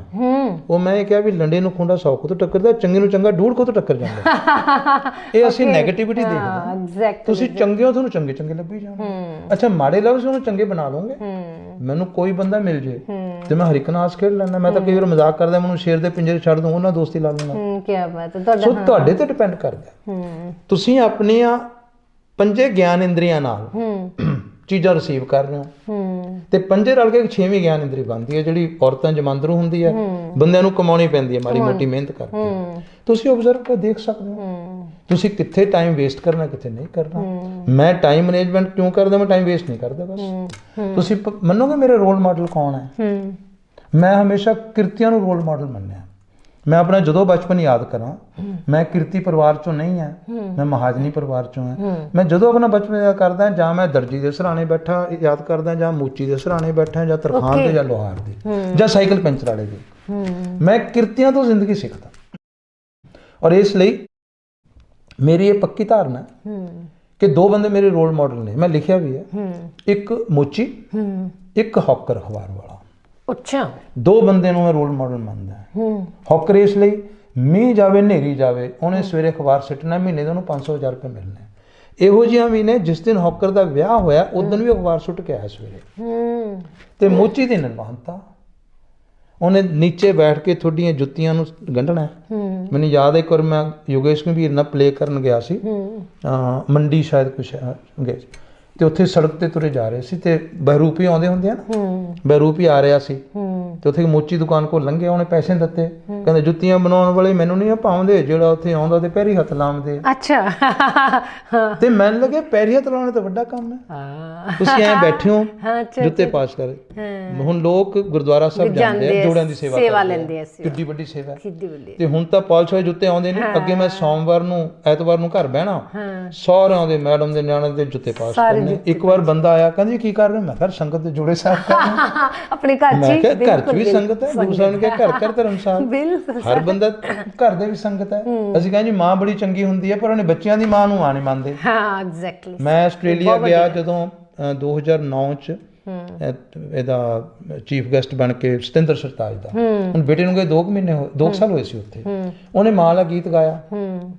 ਹੁਣ ਮੈਨੂੰ ਆਪਣੀ ਮਾਂ ਥਾਂ ਆਪਣੀ ਘਰ ਵਾਲੀ ਯਾਦ ਆਈ, ਮੈਂ ਫੋਨ ਉਹਨੂੰ ਮਿਲਾਤਾ। ਕੀ ਬਾਤ ਹੈ। ਕਿਉਂਕਿ ਇਹ ਮਾਂ ਦਾ ਦਰਦ ਹੈ ਕਿ ਮੇਰਾ ਬੱਚਾ ਬਾਹਰ ਹੈ। ਸੋ ਜੇ ਮਾਂ ਦੀ ਇੱਜ਼ਤ ਕਰਦੇ ਹੋ ਜੀ ਸਦਕੇ ਕਰੋ, ਪਰ ਪਹਿਲਾਂ ਆਪਣੇ ਬੱਚਿਆਂ ਦੀ ਮਾਂ ਦੀ ਕਰੋ। ਕੀ ਬਾਤ ਹੈ ਸਰ, ਇਹ ਬਹੁਤ ਵੱਡੀ। ਇਸ ਲਈ ਬੱਚਿਆਂ ਦੀ ਮਾਂ, ਮੇਰੀ ਮਾਂ ਬੜੀ ਚੰਗੀ ਹੈ। ਉਹ ਇੱਕ ਵਾਰ ਜਵੇਦ ਅਖਤਰ ਦੀ ਇੰਟਰਵਿਊ ਸੁਣੀ ਸੀ, ਤੂੰ ਮੇਰੀ ਮਾਂ ਵਰਗੀ ਦਾਲ ਨਹੀਂ ਬਣਾਉਂਦੀ। ਕਹਿੰਦਾ 5000 ਸਾਲ ਹੋ ਗਏ, ਮਤਲਬ ਦਾਲ ਦਾ ਸਟੈਂਡਰਡ ਗਿਰਦਾ ਹੀ ਜਾ। ਸਰ ਤੁਸੀਂ ਥੀਏਟਰ ਵੀ ਕੀਤਾ ਹੈ ਨਾ, ਤੇ ਹੁਣ ਸਿਨੇਮਾ 'ਚ ਵੀ ਤੁਸੀਂ ਕੰਮ ਕੀਤਾ। ਰੀਸੈਂਟਲੀ ਤੁਹਾਡੀ ਫਿਲਮ ਬਾਪੂ ਮੈਂ ਤੇ ਬਾਪੂ ਆ ਰਹੀ ਹੈ। ਕਿੰਨਾ ਕੀ ਪੈਰਾਮੀਟਰਸ ਕਿਵੇਂ ਦੇ ਹੈਗੇ ਨੇ, ਕਿੰਨਾ ਔਖਾ ਲੱਗਦਾ ਹੈ? ਜਾਂ ਦੇਖੋ ਸਿੰਪਲ ਗੱਲ ਹੈ, ਤੁਹਾਡਾ ਕੀ ਜੈਨਰ ਹੁੰਦਾ। ਥੀਏਟਰ ਦਾ ਜੈਨਰ ਕੀ ਹੈ ਕਿ ਤੁਸੀਂ ਇੰਸਟੈਂਟ ਕਾਫੀ ਬਣਾਉਣੀ ਆ, ਉਸੇ ਵੇਲੇ 2 ਮਿੰਟ ਵੇਟੇ ਤੇ ਠੰਡੀ ਹੋ ਜਾਣੀ ਆ। ਇਸ ਲਈ ਸਾਰੀ એનર્ਜੀ ਤੁਸੀਂ ਆਪਣੀ ਪਹਿਲੀ ਪਰਫਾਰਮੈਂਸ ਲਾ ਦੇਣੀ ਆ। ਹੁਣ ਮੈਂ ਫਿਲਮਾਂ 'ਚ ਅੱਗੇ ਛੋਟੇ ਮੋਟੇ ਰੋਲ ਕੀਤੇ, ਪਹਿਲੀ ਵਾਰੀ ਮੇਨ ਰੋਲ ਕੀਤਾ। ਹੁਣ ਮੇਰੀ ਦਿੱਕਤ ਕੀ ਹੁੰਦੀ ਸੀ, ਕਿਉਂਕਿ ਮੈਂ ਥੀਏਟਰ 'ਚੋਂ ਆਇਆ, ਮੈਂ ਪਹਿਲੇ ਸ਼ਾਟ ਦੇ ਵਿੱਚ ਹੀ ਪੂਰੀ એનર્ਜੀ ਨਾਲ ਬੋਲ ਪੈਣਾ। ਉਦੋਂ ਸਮਝ ਆਉਣਾ ਕਿਉਂਕਿ ਥੀਏਟਰ ਕੀਤਾ ਨਾ ਲੌਂਗ ਟਾਈਮ। ਅੱਛਾ, ਜਿਹੜੇ ਚੰਗੇ ਐਕਟਰ ਨੇ ਉਹ ਬੋਲਦੇ ਹੀ ਨਹੀਂ, ਫੁੱਸ ਕਰੀ ਜਾਂਦੇ ਸੀ। ਥੀਏਟਰ ਤੁਸੀਂ ਇੱਕ ਵਾਰੀ ਬੋਲਣਾ, ਉਹ 'ਚ ਕੋਈ ਅੱਤ-ਬੱਤ ਫੇਰਸ ਨਹੀਂ ਹੋ ਸਕਦੀ। ਈਵਨ ਸ਼ੋਅ ਨਹੀਂ ਬਦਲ ਸਕਦਾ। ਪਹਿਲੀ ਵਾਰ ਐਕਟਿੰਗ ਇੱਥੇ, ਦੂਜੀ ਵਾਰ ਇੱਥੇ, ਤੀਜੀ ਵਾਰ ਉੱਥੇ। ਫਿਲਮ ਇੱਕ ਟੈਕਨੀਕਲ ਕੰਮ ਹੈ। ਉੱਥੇ ਤੁਹਾਡੀ ਐਕਟਿੰਗ ਮਤਲਬ ਡਬਿੰਗ ਦੇ ਵਿੱਚ ਨਿਕਲਣੀ ਹੈ, ਬੜਾ ਕੁਝ ਜਿਹੜਾ ਹੈਗਾ ਉੱਥੇ ਪਾਲਿਸ਼ ਹੋ ਜਾਂਦਾ। ਕੈਮਰਾ ਨਹੀਂ ਕੈਮਰਾਮੈਨ ਨੇ ਕੱਢਣਾ, ਉਹਨੂੰ ਕੀ ਪਤਾ ਮੇਰਾ ਕਿਹੜਾ ਕੰਨ ਉੱਤੇ ਕਿਹੜਾ ਸੋਹਣਾ ਬਣਾ ਕੇ ਪੇਸ਼ ਕਰਦੇ। ਸਟੇਜ ਤੇ ਤੁਸੀਂ ਬੈਠੇ ਹੋ, ਤਿੰਨ ਪਾਸੇ ਤੁਹਾਡੇ ਦਰਸ਼ਕ ਨੇ, ਇਸ ਕਰਕੇ ਸਟੇਜ ਤੁਸੀਂ ਬ੍ਰੌਡ ਮੂਵਮੈਂਟ ਕਰਨੀ ਹੈ, ਬ੍ਰੌਡ ਐਕਸਪ੍ਰੈਸ਼ਨ ਦੇਣੇ ਨੇ, ਬ੍ਰੌਡ ਬੋਲਣਾ ਹੈ। ਮੈਨੂੰ ਤਾਂ ਲੱਗਦਾ ਬ੍ਰੌਡਵੇ ਥੀਏਟਰ ਵੀ ਤਾਂ ਹੀ ਨਾ ਕਿਤੇ ਨਾਮ ਬਣਿਆ ਹੋਵੇ, ਹੋ ਸਕਦਾ ਬ੍ਰੌਡਵੇ ਦਾ ਨਾ ਬ੍ਰੌਡ ਤੋਂ ਨਾ ਬਣ ਜਾਏ। ਸੋ ਇਸ ਲਈ ਥੀਏਟਰ ਇੱਕ ਵੱਖਰਾ ਜਨਰ ਹੈ, ਰੇਡੀਓ ਵੱਖਰਾ ਜਨਰ ਹੈ, ਟੀਵੀ ਵੱਖਰਾ ਜਨਰ ਹੈ, ਫਿਲਮ ਵੱਖਰਾ ਜਨਰ ਹੈ। ਜਿਹੜਾ ਬੰਦਾ ਸਾਰਿਆਂ 'ਚ ਕੰਮ ਕਰਦਾ, ਮੈਂ ਕੁਦਰਤੀ ਚਾਰਾਂ 'ਚ ਕੀਤਾ। ਕੁਝ ਥੋੜੀ ਮੇਰੀ ਗ੍ਰੈਸਪਿੰਗ ਪਾਵਰ ਬਹੁਤ ਹੈ। ਮੈਂ ਫਿਲਮ 'ਚ ਵੱਡਾ ਰੋਲ ਪਹਿਲੀ ਵਾਰ ਕੀਤਾ ਤੇ ਪਹਿਲੇ 4 ਦਿਨ ਦੀ ਸ਼ੂਟਿੰਗ 'ਚ ਮੈਨੂੰ ਲੱਗਦਾ ਸੀ ਮੈਂ ਠੀਕ ਨਹੀਂ ਕਰ ਰਿਹਾ, ਤੇ ਮੈਨੂੰ ਲੱਗਾ ਮੈਂ ਬਹੁਤ ਮਾੜਾ ਐਕਟ ਕਰ ਰਿਹਾ। ਉਹ 4 ਦਿਨ ਦਾ ਇੱਕ ਵੱਖਰਾ ਸ਼ਡਿਊਲ ਸੀ, ਪਰ ਜਦ ਦੁਬਾਰਾ ਚੱਲੇ ਤੇ ਉਹ ਹੌਲੀ ਹੌਲੀ ਫਿਰ ਰਾਹ ਪੈ ਗਏ। ਜਦ ਤੁਸੀਂ ਪਹਿਲੀ ਵਾਰ ਬੱਚਾ ਤੁਰਦਾ ਨਾ ਤੇ ਐਂ ਡਿੱਗਦਾ, ਫਿਰ ਤੁਰਦਾ। ਸੋ ਬੰਦਾ ਹਰ ਖੇਤਰ 'ਚ ਬੱਚਾ ਹੀ ਹੁੰਦਾ, ਪਹਿਲਾਂ ਐਂ ਕਰਦਾ, ਫਿਰ ਉਸ ਤੋਂ ਬਾਅਦ ਤੁਰਨ ਲੱਗ। ਸਰ ਕਾਸਟ ਕਿਹਦੀ ਹੈ, ਥੋੜੀ ਜੀ ਦੱਸ ਦਿਓ, ਕਿਉਰਿਓਸਿਟੀ ਬਣ ਜਾਏਗੀ। ਕਾਸਟ ਬੇਟਾ ਮੈਂ ਤੇ ਪਰਮੀਸ਼ ਤੇ ਮੈਡਮ ਸੁਨੀਤਾ ਧੀਰ ਨੇ, ਇੱਕ ਸਨਾ ਸ਼ੇਖ ਹੈ, ਓਕੇ, ਇੱਕ ਬੜਾ ਸੀਨੀਅਰ ਐਕਟਰ ਹੈ ਬੰਬੇ ਤੋਂ, ਓਕੇ, ਉਹ ਹੈ ਸੁਖੀ ਚਹਿਲ। ਓਕੇ ਓਕੇ ਓਕੇ ਓਕੇ, ਸੁਖੀ ਚਹਿਲ, ਹਾਂ, ਮਤਲਬ ਮੇਜਰ ਕਰੈਕਟਰ ਦੇ ਵਿੱਚ। ਬਾਕੀ ਥੀਏਟਰ ਦੇ ਬਹੁਤ ਸਾਰੇ ਬੰਦੇ ਨੇ। ਸੋ ਜ਼ਰੂਰ ਅਸੀਂ ਜਿਹੜੀ ਹੈਗੀ ਸਰ ਦੇਖਾਂਗੇ, ਸ਼ਿੱਦਤ ਦੇ ਨਾਲ ਇੰਤਜ਼ਾਰ ਕਰ ਰਹੇ ਹਾਂ। ਜਾਂਦੇ ਜਾਂਦੇ ਸਰ ਕੀ ਮੈਸੇਜ ਦੇਣਾ ਚਾਹੋਗੇ? ਇਹ ਬੇਟੇ ਹਰ ਇੱਕ ਤਾਂ ਐਂਕਰਿੰਗ ਦੇ ਗੁਰ ਦੱਸ ਦੋ ਥੋੜੇ ਜਿਹੇ, ਠੀਕ ਹੈ, ਕਿਉਂਕਿ ਲੌਂਗ ਟਾਈਮ ਤੁਹਾਡੇ ਕੋਲ ਬੜਾ ਐਕਸਪੀਰੀਅੰਸ। ਇੱਕ ਪਾਠਕ ਬਣਨ ਵਾਸਤੇ, ਬੁੱਕ ਰੀਡਿੰਗ ਦੇ ਲਈ ਉਹ ਚੀਜ਼ਾਂ, ਜੇ ਤੁਹਾਨੂੰ ਪੜ੍ਹਨ ਦਾ ਸ਼ੌਕ ਹੈ ਨਾ, ਜਿਹਨੂੰ ਨੱਚਣ ਦਾ ਸ਼ੌਕ ਹੈ, ਝਾਂਜਰਾਂ ਉਹੀ ਪਾਊਗਾ।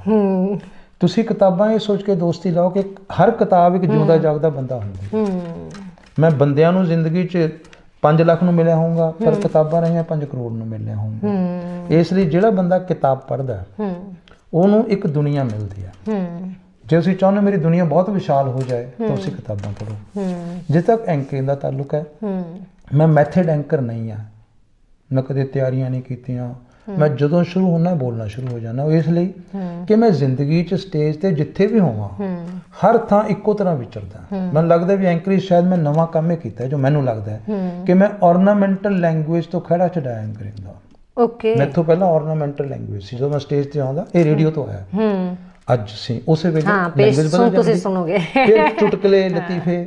ਮੈਂ ਸ਼ਬਦਾਂ ਦੇ ਨਾਲ ਐਂਕਰਿੰਗ ਕੀਤੀ। ਮੇਰੀਆਂ ਗੱਲਾਂ ਹੀ ਆਪਣੇ ਆਪ ਵਿੱਚ ਸੁਹਜਾਤਮਕ, ਉਹ ਗੱਲਾਂ ਹੀ ਮੇਰੀਆਂ ਲਤੀਫਾ ਸੀ, ਗੱਲਾਂ ਹੀ ਮੇਰੇ ਸ਼ੇਰ ਸੀ। ਮੈਂ ਕਿਦੋਂ ਕਹਿੰਦਾ ਨਾ ਕਿਸੇ ਸ਼ਾਇਰ ਨੇ ਕਿਹਾ, ਮੈਂ ਕਹਿੰਦਾ ਭਾਈ ਤੂੰ ਕੀ ਕਿਹਾ, ਤੂੰ ਕੀ ਕਿਹਾ। ਇਸ ਲਈ ਤੁਸੀਂ ਆਪਣੀ ਗੱਲਬਾਤ, ਤੁਸੀਂ ਗੱਲਬਾਤ ਕਰ ਰਹੇ ਹੋ, ਸਟੇਜ ਤੇ ਖੜ ਕੇ ਬੋਲ ਰਹੇ ਹੋ, ਲਾਈਵ 'ਚ ਬੋਲ ਰਹੇ ਹੋ। ਸੋ ਇਸ ਲਈ ਜਿੰਨਾ ਤੁਸੀਂ ਨੈਚੁਰਲ ਹੋਵੋਗੇ, ਤੇ ਮੈਨੂੰ ਲੱਗਦਾ ਮੈਂ ਸਟੇਜ ਤੇ ਜਿੱਥੇ ਵੀ ਹੋਵਾਂ ਨੈਚੁਰਲ ਹੈ।